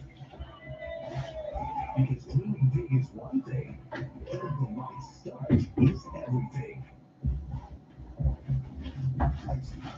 Oof. Nice one, Scott. You're paid and you're down. Keep makes it last, so you never sit this one out. IIHF Pro, 2 max strength pain relievers. This holiday season, give your family the gift that keeps them going. Energizer Ultimate Lipkin. The #1 longest lasting double A battery. Yeah, I want that. Me too. Acceptance is the first step towards true happiness, my dudes. Go for what you really want. Go for Grubhub. Like a genius. Go for cravings. Go for Grubhub. When I first started out as a filmmaker, I didn't want to get into credit cards because I realized I didn't know anything about it, and it felt very risky to me. So my friend told me about Chime, got the credit builder card, and it was great. I didn't have to worry about interest, I didn't have to worry about fees, there wasn't a credit check. My score is up 80 points. I just finished my feature film, and it feels like there's a future ahead. So where we're saving up to buy a house. Look, if I can do it, you can do it too. Join me at Chime Warehouse. There's a reason big dental bills often come as a shock, because sometimes you don't realize what's not covered until you get the bill. That's why affordable dental insurance from Physicians Mutual is important. It can give you benefits that go beyond what you get from more limited coverage plans. Because no one likes a big dental bill, especially if you're retired or on fixed income. For a free information kit, call or go online now. This isn't some discount plan or preventive-only coverage. This is real dental insurance that helps cover over 350 procedures, like cleanings, fillings, crowns, bridges, root canals, even dentures, and any dentist you want. Dental insurance from Physicians Mutual Insurance Company helps cover preventive care, basic work, and major procedures. There's no deductibles and no annual membership. For your free information kit with all the details, call now or visit sendinfokit.com. Physicians Mutual, Physicians Mutual. Sunday, the Rangers head to Florida for a big game hunt. Where Kenny Behrens and the Rangers face Matthew Tkachuk and the Panthers. Hockey Weekend begins Sunday 5 Eastern on NHL Network. 40 minutes of play in the books. And we welcome you to the intermission report. Tony Lipkin alongside EJ Raddick. It was a 1-0 score for Team USA at the end of the first period. Second period was boring until it started. EJ, wow, a lot to talk about. Yeah, and Team USA did a nice job. They killed that early penalty in the third, as we talked about. They didn't let the Swiss get any momentum. They got a couple power play opportunities, took advantage, built on the lead, which is what they failed to do against Slovakia, and have had control for most of the first 40 minutes. Gave the goal in the dying minutes there to Biasca, but sitting in a good spot with a 3-goal lead going to the final 20 minutes. Let's look at the goals from that second period, EJ, as we take a look at Team USA stretching the lead. As you mentioned, a power play opportunity and sharing the puck. This pass and that shot, Logan Cooley lights it up. Yeah, that was a set play, and that's something that the team, they work on. All power plays work on little set plays off. When they get to their set, you can see it here, Boucher gets the puck. They get into that set, right? There's McGroarty, he puts his stick there. He knows that Cooley is a good chance he's coming in behind. You can see the isolation on Cooley there. He's got a directing traffic, comes in, gets in a position where he can just walk right into that shot and bury it into the top of the net. Really nice pass by Rutger McGroarty there. Goaltender has no chance at all, so Logan Cooley on the board, and that gave the U.S. a 2-0 lead. Cooley's first goal of the tournament, number 3 overall pick. Another power play chance, as mentioned by EJ, and watch what happens here. Jimmy Snuggerud again, his second goal of the game. Yeah, a little bit of a broken play, nice play by Jackson Blake, as he's got the puck coming down the right side, and he's able to come down here. You're going to see him right there, looking to get the shot off, but just like I had a kind of broken play. The goalie moves his footing, and Snuggerud, who's got a great shot, but you love here, Snuggerud, he had a little bobble right there, but he was able to get that puck towards the net quick. He's got a great shot, and he gets it upstairs. Again, you see the goalie kind of tumbling over there. Not much chance. Great shot by Snuggerud. Somebody played many sticks on 2 knees. That was remarkable. And as you said, EJ, his team wanted to stretch the lead. And oh, do they? How about that? Boucher, Tyler, all over the ice, and this game makes it towards him. Yeah, just a nice play off the faceoff. They've had a lot of success. You've heard Dave Sargan talk about their faceoff success. Boucher with a nice pass to Chesley, and then the rebound. Boucher's right in the right spot, and he bangs it home. Just, again, get to that right area, you're going to have good fortune. He makes no mistake. We seem to notice him an awful lot. Now, 31 seconds left. It's rounding up. And finally, Switzerland able to get on the board. Atilio Biasca makes it 4-1. Yeah, he plays for the Halifax Mooseheads in the Quebec League. Coaches are calling because they called a timeout and they had a little play off the draw. And at the end of the day, it was just good fortune because you could see the reaction of the 20 Lane Hutson, the defenseman. You're going to see here. It's kind of just a flipped off hand, kind of off his leg and escape and elude the goaltender, Augustine, into the net. So for the Swiss, something to build on going into period number 3, but for Team USA, as I said earlier, they're in a good spot in the 3-goal lead. You got to go back to the room, regroup, and understand how you have to play. You have to manage the game. You still want to push, but you also want to realize, hey, we have a 3-1 lead here. Coffee is for closers. If you've ever been around Brian Boucher, you know he's one of the nicest and funniest people in not just hockey, humanity. To see his son play with so much snarl and to have such an impact on the game, what a thrill. Yeah, it's been fun to watch Tyler Boucher in this tournament. And, the thing I like about him, he knows who he wants to be as a player. And we're going to look at, this is the goal that he scored. Or actually, this is going to be a goal that was scored, right here. There it is. He's in front of the net. Yeah. That's where he's going to get his living. That's where he understands. He understands who he is as a player. My job is to get to the front of the net. As you mentioned, he likes the contact. He's not afraid of that. And here he gets there, he gets tripped up. You're going to see the goaltender kind of comes out and gets him right there. But look, he stays with it and bangs it into the net. So you like that there. He's going to score another goal yesterday as well. This is later in the game. But once again, you're not going to score these goals if you're not in the right spot. And Tyler gets down low. You can see, boom, power play goal. So he's been a part of that first power play. And getting to the front of the net, you find those pucks, you put them in. And so we get to what's gone on today, and it's been more of the same. And this is what I really appreciate about him, is that, he look where he is. He's right in the blue. That's his job, is to get in there and to be a distraction and to be a goal front presence. And he's been doing that. You can see he's digging in here. He's going to draw a penalty. He takes one as well. I think if people, people watch Tyler, and he's a first-round pick, 10th overall for the Ottawa Senators a couple years ago.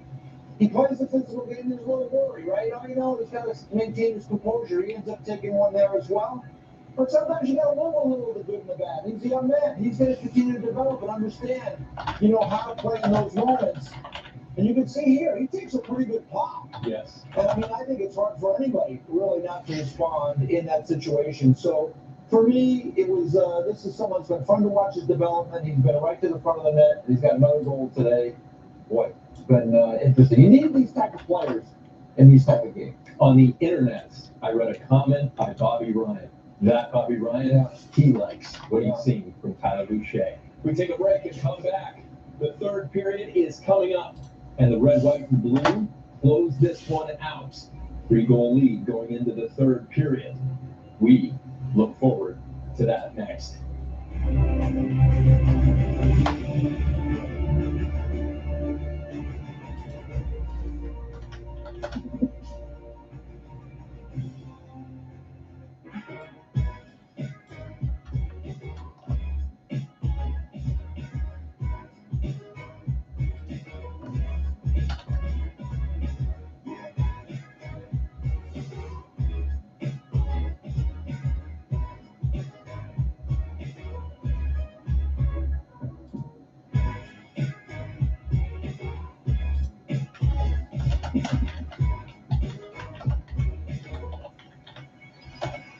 Look closely at history in the making. This $50 Buffalo gold piece was the purest gold coin ever struck by the U.S. government. It was the first U.S. coin ever struck using .9999, that's 4 nines, pure 24-karat gold. Its design was based on the famous Buffalo nickel of 1913 to 38. Radically popular with investors and collectors, the U.S. government had to stop production because of a shortage of specially made gold blanks. It's no wonder the price of that edition has gone through the roof. Now you can reserve your own tribute to the... I'm going to update this box right now so you guys can follow along. We're in the middle of the second intermission. National Collectors Knits private non-monetary knitting recreates James Earl Frazier's American Buffalo against a mirror-like background on one side, and his iconic Native American Indian head stands out in stunning relief on the other. The final issue price was to be set at $50 per proof, but during our special release, this 24-karat gold-clad masterpiece can be yours for only $9.95. With gold prices up almost 500% since 2002, price can only be guaranteed for 7 days. Each new 2023 $50 Gold Buffalo Tribute Proof order comes individually numbered with a certificate of authenticity verifying that each piece is clad in 14 milligrams of 24-karat gold. Is proof struck and is based on the famous design of James Earl Frazier's Buffalo nickel. There is a strict limit of 5 proofs per color. Distribution will take place in registration. So it's 4-1 USA after 2. Those are your second period goal scorers for USA: Cooley, Snuggerud, and Tyler Boucher. And then Attilio Biasca and Lorenzo Caranica for Swiss. They got a goal right at the end of the second period. It was right off the draw. It was just a simple win back and a shot. They beat Trey Augustine. So it's a 4-1 lead now instead of a 4-0 lead.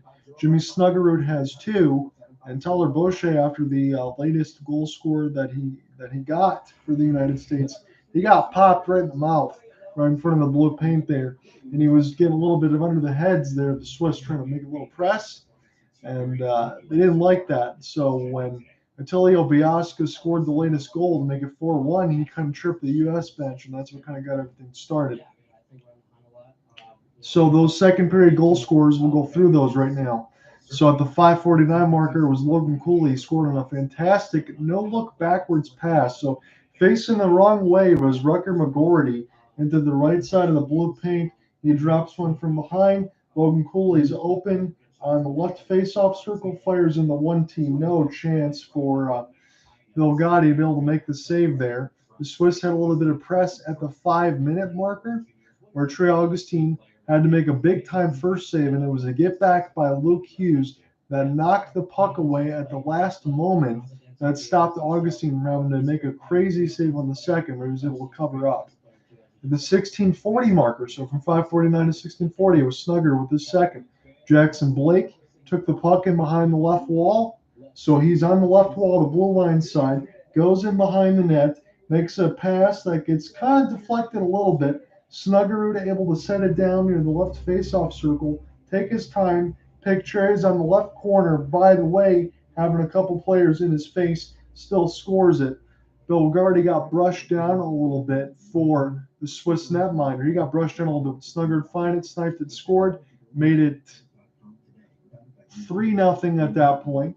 And then Boucher, as we just talked about, at the 18:02, he drove the net, all kinds of traffic, got a shot, it went in, it was 4-0 United States until the 1932 marker. So just at the end of the second, Biasca with a goal right off the draw there, ended up getting the goal. It was Biasca from Lorenzo Canonica on the first line for the Swiss. They've been active.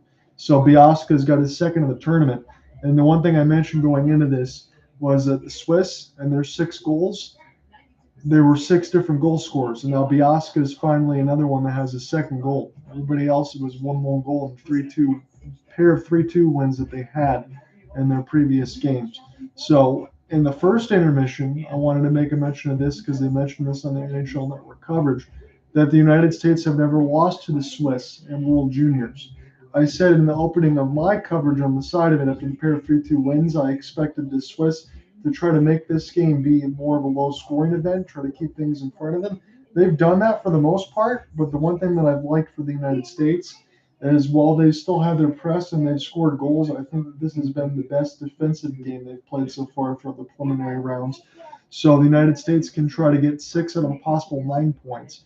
It's 3 points in the win of regulation. You get nothing if you lose. And if it's in the overtime, you get 2. And if it's overtime loss, you get 1. That's the way it goes in the tournament. So after this, the United States will play one more game on the New Year's Eve, and hopefully they can end up getting a win. I'm just saying this from the Detroit, Michigan side. We're in for the U.S. Again, if you're rooting for Switzerland, that's pretty cool too, because Switzerland's been pretty damn good in this tournament on that side of it. So one more game for the U.S. after this. Probably another win, at least going 3-1 will get them in the tournament for sure. Maybe an overtime result of some point will get them in the tournament anyway. But this is a win that they have to have today, and they're doing well enough right now through these 2 periods to probably get to that point.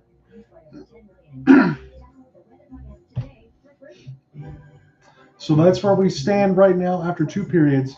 And when it's all said and done, I will have the complete game coverage on this recorder side. It'll be at hopefulsportsguide.wordpress.com. I'll go ahead and type that in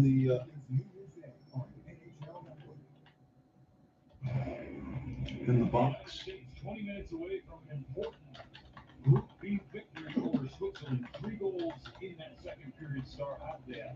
A couple of things that stand out. Good for 2 on the power play, the way to the special teams. But now look at the face-off totals here, too. 60% is a huge number. Clean face-off win. That's where it's going to be at hopefulsportsguide.wordpress.com for all that stuff. I'm going to have a couple more games covered in this tournament as far as we get to next week after New Year's Eve, because I'm just recovering from COVID, so I want to spend some time with the fiance. I'll be about 20 days, so it should be good. All the other stuff is out of the system. Feeling better now. But next week will be Wednesday. I think it's Wednesday and Thursday will be the gold medal game is Thursday. Wednesday is going to be another semifinal type thing. I'm going to get those in their list for Wednesday and Thursday, so expect me to be back. I can't tell you who's going to be playing who yet because there's a lot left to go on the standings, but we'll figure that out when we get to it.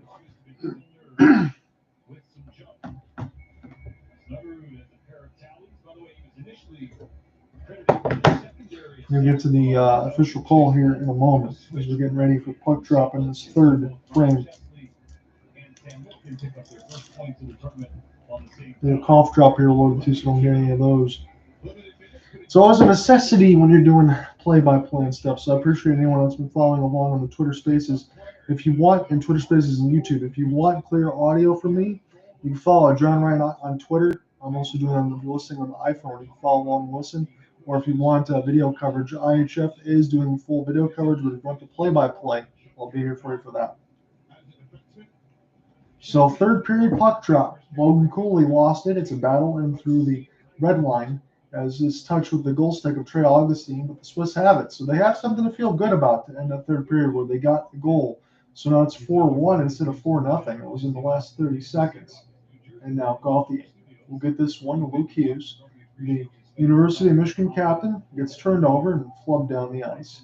And Sean Behrens will try to get to it now. We'll just kick this one with a skate toward the right side red line. Again, the United States in the all blue. They're going to be going right to left in this third period. As a Swiss with Bissell. We'll just smack this one with the stick, but it's going to be iced. So that's not what the Swiss wanted to do to start this third period. It's 26 shots to 16 in favor of the Stars and Stripes. 3 goals in that second period for the United States, 1 goal for the Swiss. The first goal was Jimmy Snuggerud in the first period. The United States have 2 for 3 advantage on the power play side, and again, they've been pretty disciplined. They played a lot better defense in this game. They jumped in the first couple against Latvia and Slovakia, respectively, where they won the first and lost the second game. So this is games in back-to-back days. They really needed this result right now, and they're 19:05 away from getting a big 3 points. Still a lot of game left to go, though. Sidler will play this to the defensive partner right now for the Swiss as the U.S. try to hem them in deep toward the right side of the face-off dot. Jackson Blake gets a later hit in, but it's not called, as it is picked up now by the Swiss. Hold on, we'll try to go left to right.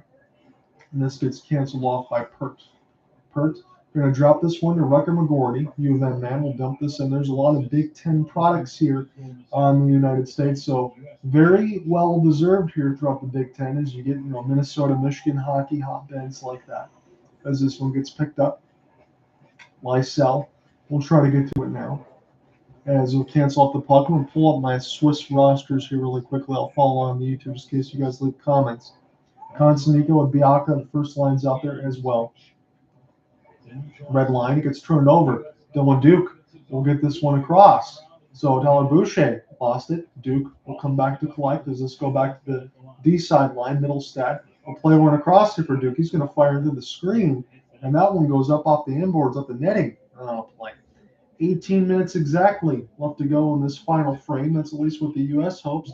John on here giving you the play-by-play for the WJCs. This will be my last game of the week before the New Year's Eve plans and all that stuff. But we got 3 games covered here so far in the opening preliminary rounds. I'm at least going to get you 2 more for next week. I want to go for at least 3 again when that will resume back on Tuesday. I know Wednesday and Thursday will be the medal rounds, but we'll do the best we can. At least get you the 2 back-end games. So at least 2 more. I want to go for at least 3 if I can. Swiss get a defensive zone draw. They're going to go left to right in this period. They have the white shirts with the red piping on the arm sleeves. Again, the U.S. with the all-blue shirts. Swiss will get this, but this is knocked away. Peart able to get a piece of it, and good brush ahead as this gets picked up by Kenny Connors. Connors will get this one across, and I'm going to pull up my U.S. part of it here on this side too. My apologies. So Stramel out there. He's just going to go ahead and try to poke this away from Peart. Peart will get a stick in there, the 4th line offense here for Swiss, as Hughes will touch up. And now the United States can break out across the neutral zone, across the WJC logos. Nice backhanded attempt there by Hughes, but the puck got brushed away from him, and they'll go back across. So anytime Luke Hughes is out there, he's usually out there with number 23, Jack Peart, and then Lane Hutson and Ryan Chesley on the 3rd line, 2nd line defense for the United States in Graham Pecknell's squad from Quinnipiac. He is the head coach here for the United States. Red line side. Picked up by the Swiss. It's a 2-on-1 entry, and the wrist shot gets saved there by Augustine, but it goes up in the netting, so it goes out of play again. 16:52 left to go in this third. It's a 4-1 scoreline advantage for the United States. Looking to pick up a big 3 points and get 6 out of 9. Again, if they can do this, they'll be in the same spot Canada will be, because you think playing Austria today after this is going to be another big win for Canada, and they'll brush back nicely after that Czechia loss that they covered to open this tournament. Again, I know some people on the ColorCast side, as that got moved away, and now it's all on Twitter Spaces, were saying some of the games I was picking would be a crap show. All these games have been good so far that I ended up picking. Even that Germany-Sweden contest was a 1-0 game, which kind of saved my voice from games in back-to-back days. So Peart, nice move ahead. As this is picked up by the United States, Red Savage out there with Dylan Duke right now. Savage trying to collect this. He got tripped down there momentarily. Now back to Mittelstadt into the screen. Savage was right on the doorstep, but he couldn't find it. Now Dylan Duke trying to set this one up. Back in an opportunity. Stop by Bogatti. He's down. But the United States will keep this one. Mittelstadt with a couple extra sticks ahead. And now this gets picked up by the United States and Lane Hutson. Hutson has it now. He'll try to open across this left wing with a burst of speed. He had the rocket skates on. And Mittelstadt tries to find it. His pass didn't find anybody in particular besides Swiss players. And the Swiss will go back and set this one back up. Played in the offensive zone. This goes across the left side of the post. Hughes couldn't find it, and the United States were able to collect. Good breakout play for the United States as Gauthier has it now. Swiss will find it again in their own end as they'll go circle to circle with the feed. With the United States, again, with the 3-goal lead, they can sit back and trap a little bit if they want to, as Logan Cooley got cannonized toward the players' bench, took a big hit there. And now Swiss will have it. Gotti tries to knock this one loose. Muller also out there as well. He just played it toward the deeper side of the left side boards, but this gets picked off by the United States. Will spin around as one of the U.S. players and now picked up. Swiss have it in their own end right now as they'll try to look to break out left to right in this final frame. They need a lot of goals, and they need to get it quickly here. If they can get a goal within the next 5 minutes, that can give them some life. They're at the 14:50 marker. They're down 4-1, so that would kind of be my breaking point within the next 4 minutes here. If the Swiss can get a goal, that can put them back in this game. You never know. You can strike at any time, but the Swiss really haven't shown the opportunity to break out like that. And Blake set up McGroarty with a one-team high slot, and that got stopped away by McGroarty. Mittelstadt will get it back. We'll try to just put this across the blue paint, looking for Logan Cooley, and that one just wide. And now the defense can pick it back up here for the United States. It's Ryan Chesley, and he'll play it to his defensive partner, Lane Hutson. Hutson gets it now. We'll skate down the ice toward the right wing side and dump it in as the defense can go ahead and take their change. And that's smart now because the United States have a couple offensive forecheckers up in front. Now, Ryan Ufko has it now.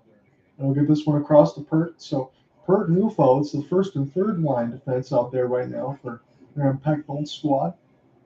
As the United States get this on the left side dot. Ufko watching in the high slot.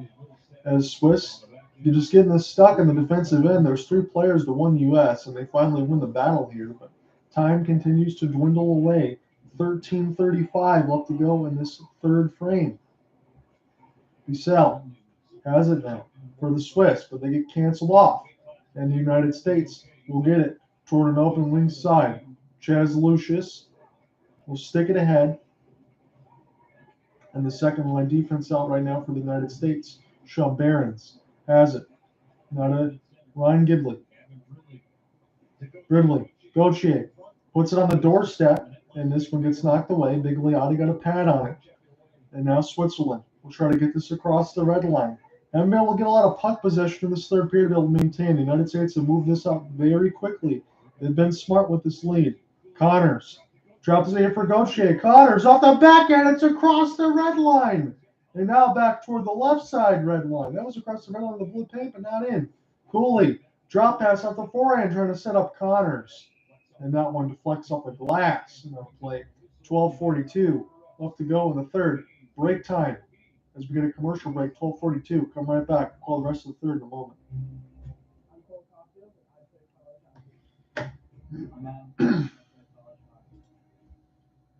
I'm Jake Gensel, and I play college hockey. I'm Jonathan Crow, and I play college hockey.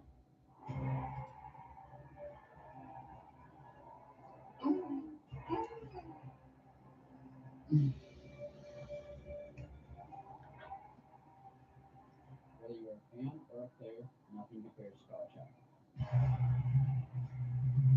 It's about the energy of a packed arena. The anticipation of puck drop. The heroic saves. And the one-timers out of nowhere. It's about the moment, in person, and among fans. Because live only happens once. Get your tickets on Ticketmaster, the official ticket marketplace of the NHL.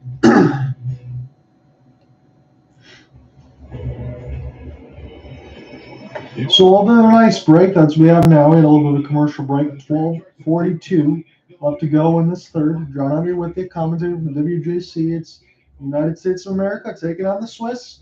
They got a 4-1 lead right now with 12:42. 32 shots, 16. Offensive zone draw win right off the ice break, and Luke Hughes will fire one. This one gets stopped by Gauthier.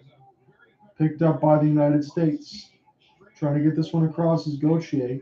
Worked off the puck as the U.S. and Logan Cooley as this gets picked up by Switzerland now. Switzerland will get this across the right side of the red line. And now Sean Behrens will cancel it out. The United States got to do a better job of spacing here. Off of this last position, they want to have something happen. They had 3 guys on the left side of the wing going to be forced into a turnover.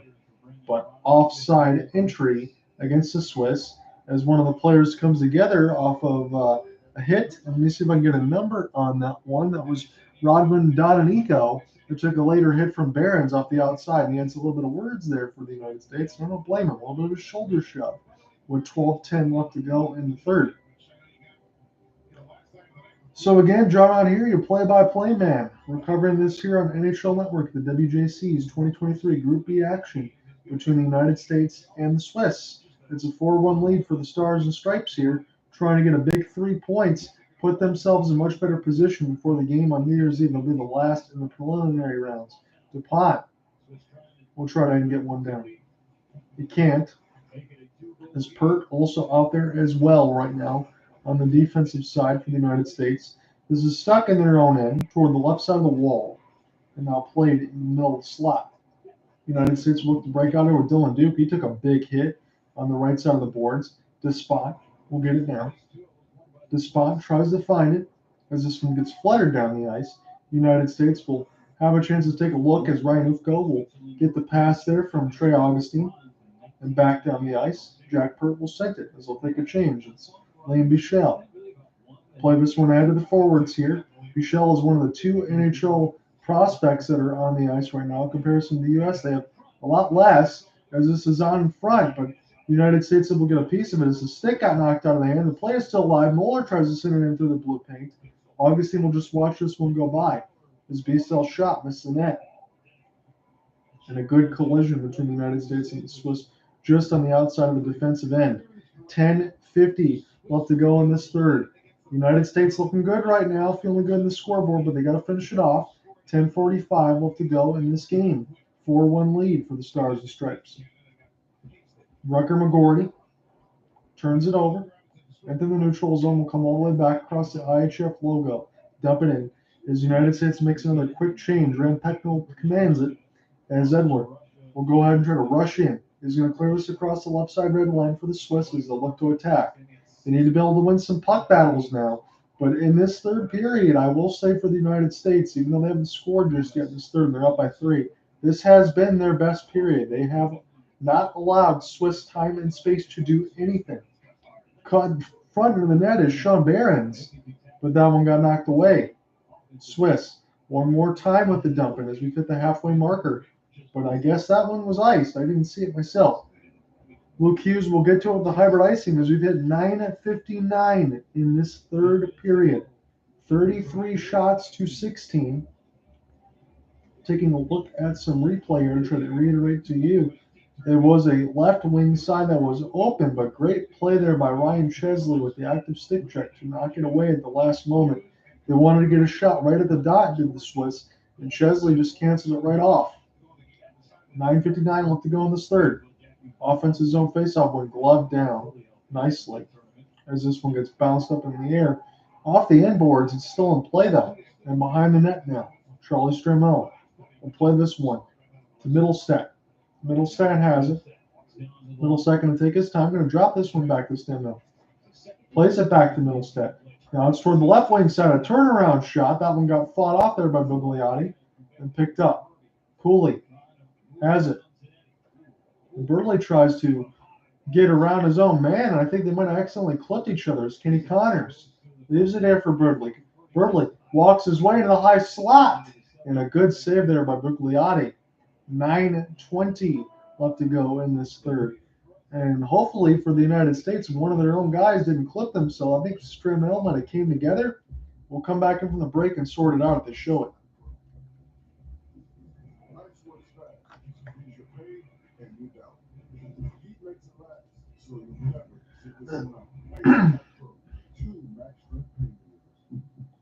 The average person can't push past the pain it takes to be great.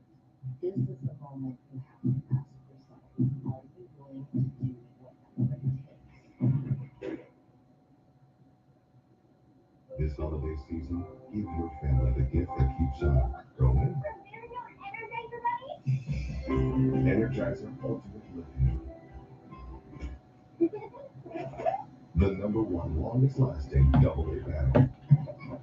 I can't cut that. Don't focus on what you can't do. Focus on what you can order. Go for Grubhub. Are those for us? No, never mind. Just throwing by. Go for Grubhub. Let's do it. Go for family dinner. Go for Grubhub. The broadcast of this game is authorized by USA Hockey. Any rebroadcast, retransmission, or other use of any image, sound, account, or description of this game without the express written consent of USA Hockey and the IIHF is strictly prohibited. What kind of statue is that? It's the jewel of the Meadowlands. For those who don't know. There in Moncton, it's apparently the home of the world's largest lobster, which I guess is... So in Moncton, in Canada, it's the world's largest lobster. That's what they just showed. 9:05 left to go in the third, as they just showed a shot of the world's largest lobster in Moncton in Canada. That was pretty funny on that side. We're back underneath the action right now with 8:55 left. It's a 4-1 lead for the United States. It's a turnover there. Gonna have to get back on the puck. It's Connors. And now the United States will try to go right to left. Here's Gauthier. Tries to backhand this one. He does so nicely. Luke Hughes. Luke Hughes canceled off the puck with a shoulder shove by Bissell. Toe dragging in between a couple of U.S. defenders, dangerously in front of his own net. I don't think that was too advised. But the Swiss able to recover as Hughes will pick it up. Peart was also out there as well right now. So it's top line defense squad for the United States right now with 8:15 left to go in this third. John, I'll be with you. Commentating from NHL Network on the World Juniors. The United States have a 4-1 lead over Switzerland. It would be their first loss of the tournament. Again, they would have just 4 points because you only get 2 with the overtime side of it. The United States would have 6 despite losing one of the other games. So that's the way it goes. You got to win the games in regulation for as it stands. But if I'm the Swiss, I don't really care about that. You take what you can take and hopefully bounce back into this third game when they play that stuff on New Year's Eve in the game before. So this is going to be nice. With 7:50 left to go in the third, 4-1 is your score line. The United States had 3 goals in that second period. Switzerland got their only goal in the second period, and that was at the very tail end of it off of face-off drops. Take a look at the spot. They're sponsored by Tissot, and the United States jerseys are sponsored by Chipotle. I haven't been to Chipotle too many times myself. Picked up, Boucher will get the one-timer set up for Peart, and that one goes just wide. Toward the left side of the red line, Swiss will have to collect in their own end. They're really running out of time at this point as they've hit 7:30 in the third. There has not been a lot of press from the third period, and I guess that's what I can say I like about the Stars and Stripes on that side is they've closed out opportunities in which Switzerland could have had maybe some of those, and now the shot board has gotten very lopsided after being pretty close throughout most of the game. Well, more than the second when the United States was scoring. Shot gets bounced off the right pad of Bugliati. And now we've hit 7-10. And around the kick plate now. Hughes trying to make something happen, and he keeps it alive across 2 players that were attacking him on the very edge of the blue line. And now Hughes will get to it. Walk in, fire the wrister, and score! It's the Luke Hughes experience. 5-1 United States. I'm telling you, man, some of these things that I see from Hughes, I understand he just bought some space on the left side of the blue line on a previous play and then passes it back. And then when he does get it back, you know what? I bought my space. I'm going to walk in and shoot this time and see what happens. And he scores with deadly accuracy. And this is a defenseman with an absolute rifle of the wrist shot, spinning like a top as the puck. Perfect snipe. The fact that he's got that kind of confidence as an offensive defenseman, again, he's not a name and name only. That's superb skill that he was able to make. He can be a game breaker, and that's why I think it's very enticing, at least for two of the Hughes brothers, again, between Jack and Luke, to be both on the New Jersey Devils. So, picked up now, Quinn Hughes is a Vancouver Canucks. Swiss now down 5-1. Big shot kick save there by Trey Augustine. And that was like one of the first shots that the Swiss have had in about 6 minutes. Turned over there by the United States. It's 5-1 now for USA, courtesy of Luke Hughes. Stick got knocked out of the hand. 6:10 left to go in the third. John out here with you as the United States able to skate safely across the stick and picked up now by the U.S. I was trying to get a number on the previous one that I saw, but I didn't see a 9 on the roster. My apologies. So this goes now to Peart. Peart will get this one across and race in with Lipkin. As this gets knocked away, it's Gavin Brindley. We'll try to get this one right inside, and Charlie Stramel lets one go. Mbereko with a couple extra cross checks on Brindley, as the United States took exception to that. 37-17. I don't think there's a lot of exceptions left to take. If you're the United States, you just want to make sure you get out of the rest of this tournament uninjured and move on to the next game when you play on New Year's Eve. Come right back. Let's finish it off.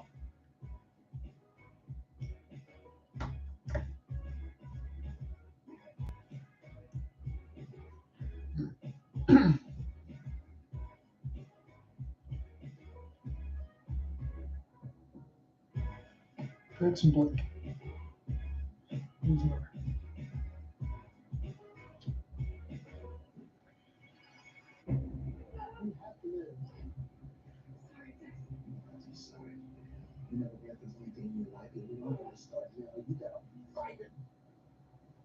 Wait a minute. Dallas just covered the spread. We got the money, baby. Could you just thank you? You're right. Hold on. Where was it? Let's go. Sorry.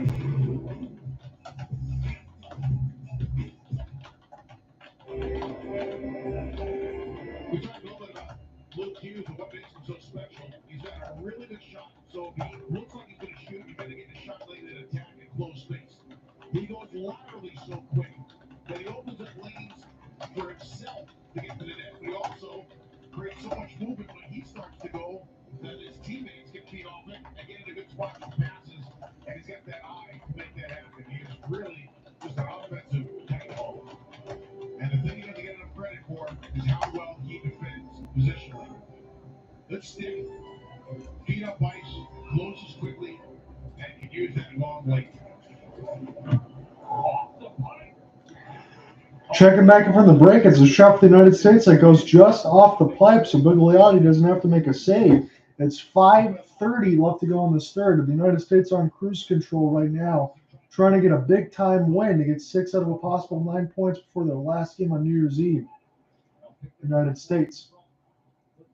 And that's, again, if they don't advance in the group tournament. That'll be next week. But the last preliminary stuff will be on New Year's Eve.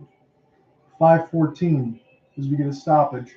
38 shots to 17. And again, as I mentioned, in between the middle of the second period, the shot totals were within 3 between both teams, but now the United States have taken a big-time press. It's now 39-17 as it just updated. So the Swiss got beat down in this game, but throughout the first couple of games, they were really, really good. So I would expect a bounce back for this team too, even if they have to win in overtime again or whatever it is. If they could pick up 6 points out of the possible 12 and get 3 wins, I mean, I think you'd probably take that. Hopefully they can get a regulation win for them toward their next game on the weekend side. But we'll see how that one goes. 5:05 left to go in the third, and we're going to get another icing as Jack Peart will get there first. So 5:07 left to go. Looks like the United States will get this win And when I get a chance, I will go ahead and tell you who they're going to be playing next. It'll show that. I'll write it in the story for sure because I do have the big board in front of me as far as all of that. Once all my game coverage and everything else is done, I'll put the whole scoring tree on the last story as well so you can follow that along with the story links. There's about 5 or 6 games covered at least, 3 this week, and at least the last 2 as Gauthier. We'll try to get this one a Cooley, but he got knocked away. And Lucius will get this one. Logan Cooley, Arizona Coyotes product, drives the net off the backhand. And that was stopped by Bugliotti. As I think Gauthier might have taken a stick up high. He was slow to get up. 4:44 as we get a goalie stoppage. Good pass toward the left wing side that started the breakout. Cooley just drove the net off the backhand forehand. Big save. And then it was a couple hits against Gauthier. He got whacked in the back and then whacked him across the head with a cross check. Got a couple extra hits in there, did Switzerland. This Gauthier was falling down to the ice. And they didn't want to take any exceptions to that. I'm not laughing at a couple of the hits, but you got to imagine if Switzerland doesn't like some of the stuff that the U.S. is doing, they're going to try to get their own shots in, just like any team would. Try to just turn the tide of where you think the physicality is going to be. Dylan Duke will watch this one go by as Muller will get this one ahead here for Switzerland, but it gets canceled off by U.S. The all blue jerseys is Dylan Duke will chase in, and Dylan Duke's used to wearing that blue because he's also part of U of M with the maize blue on that side as it's ice. And Swiss will touch up with 4:22 left to go in the third. So John out here with you on the play-by-play. Not much left to go in this game, but I will have the complete game coverage at hopefulsportsguide.wordpress.com. Again, Ram Pecknold is not much to look at as far as that stone face. He's very expressionless. It looks like a poker game on that side. It's Red Savage. And in the draw here for the United States, as they're going to be looking to finish this one off here shortly. Win by Switzerland. Edler will fire. This goes up the stick shaft of Trey Augustine. It goes all the way back down the ice, where Switzerland have to go back and check up now.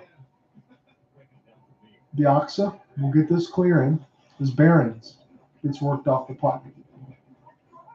Picked up by the United States as Jackson Blake gets worked off the puck now. The stick just gets caught to the right side of the inboards. It's down near the high slot. Fluttered ahead there by the United States. Try to get battle with a stick lift battle, but that was picked up by the Swiss. As I'm going to pull up my rosters one more time. And now Swiss will break this back out. Edler has it off the backhand.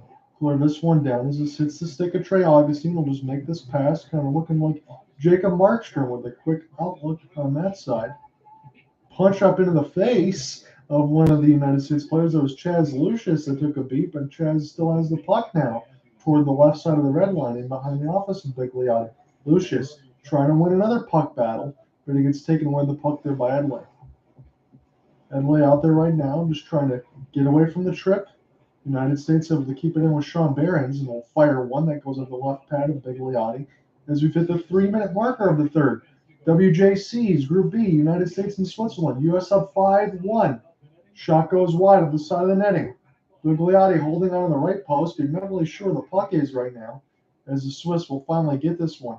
Left side of the red line will flip it down and clear it down across the red line.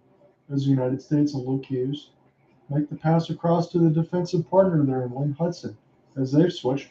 And a shot there from Cooley gets canceled off by Bigliotti. And now we're down to 2:30. Race left to right here for Swiss. They'll get the puck battle and take the icing away. Mittelstadt also out there as well for the United States. This goes D to D. Bolzen was waiting for the puck. Now it's battled across the left side wall where the United States and Hughes can intercept. Hutson waiting in between Trey Augustine just in case the puck goes in the middle of the slot, but it's still going to try to go D to D.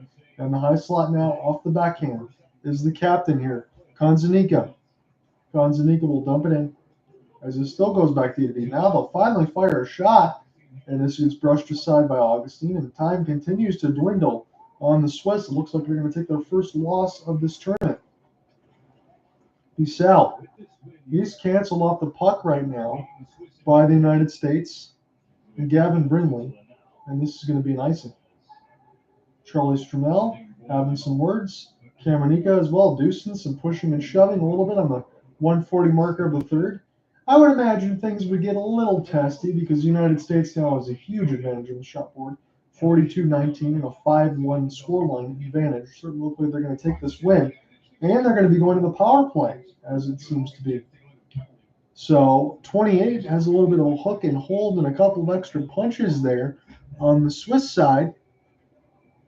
And let me see who this one is going to be for. That is Maximilian Struzel. He's going to take the penalty, the first line defense here for Switzerland, will put the U.S. on the power play. So Boucher will get this one. This gets cleared down by Switzerland. U.S. 2 for 2 on their power play with 8 shots. Again, that's the correct number. And I'm going to have to go ahead and fix up the story because I thought I had it correct. Logan Cooley, as this gets hit. And now Swiss try to make something happen as we get another stoppage. And this is a slash. So 1:18 left to go in the third. I think the United States will be going to the box. And also be 4-on-4 for the rest of the game. As the United States now will go to the box. And this one is going to be on Tyler Boucher, as he got caught with the meaty slash. Got part of the hands there for sure. Got the 18:42 marker. So $1:18 left to go. We got 4-on-4 the rest of the way. Not unless the Swiss get a miracle and score 5. That's all you have right now with a minute 18. Logan Cooley wins the defensive zone draw as the United States get the puck possession. Again, if you're the United States right now, you just want to make sure you leave the rest of this minute here, no injuries, don't take any other big hits. As Hughes was trying to get a little bit extra puck possession, this gets turned over and now picked up. Cooley has it. He's going to drop it off to the first line partner here on the power play side, and they'll do it again in the left wing. Gauthier, cross pass, and that one was just wide of the U.S. stick there. And Logan Cooley, 45 seconds left to go in this third. United States, nice entry there by the Swiss. And Attilio Biasca, he was the lone goal scorer in this game. He was able to beat 3 U.S. defenders. He's just going to keep this alive toward the right side of the red line. Biasca is the captain in this game right now. Peart, flip pass. Cooley by his lonesome on the 4-on-4, and he shot it wide. Although the U.S. didn't need it, but that would be spectacular. They didn't stop. They saw a great entry pass. And now, Mittelstadt, keeping this alive off the forehand, the lefty, has it in behind the office of Bigliotti. 5 seconds left to go. Down to 3. The United States are going to take a 5-1 victory over Switzerland, and they pick up a big 3 points, and they go to 2-1 in the tournament, as Switzerland goes to 2-1, but their 2 wins were in overtime in the shootout. They only have 4 of the possible 9. The United States have 6 of the possible 9 as they get a big win against the Swiss today. Full game coverage is going to follow at hopelesssportsguy.wordpress.com. Taking a live look at the standings right now. Finland, 2 wins, 1 overtime loss. They got 7 points. United States, 2 wins, 1 loss, have 6. Switzerland, 2 overtime wins and 1 loss, have 4. Slovakia, 1-1. Latvia, 1 overtime loss, 1 loss for 1 point. So the United States in good position right now in the Group B standings. They get another win on New Year's Eve. They're in, getting into the medal rounds. So I'm going to have full game coverage to follow, and we will be back next week with more coverage. I'm going to spend some New Year's Eve time with the fiance, feeling better from the COVID, so I want to get some time in. As always, have a good one, everybody. We'll talk to you next week. We're going to definitely have some more WJC coverages as we get close to the medal rounds, and hopefully Cooper Hopkins will be able to join me at one point. So see you then. Peace.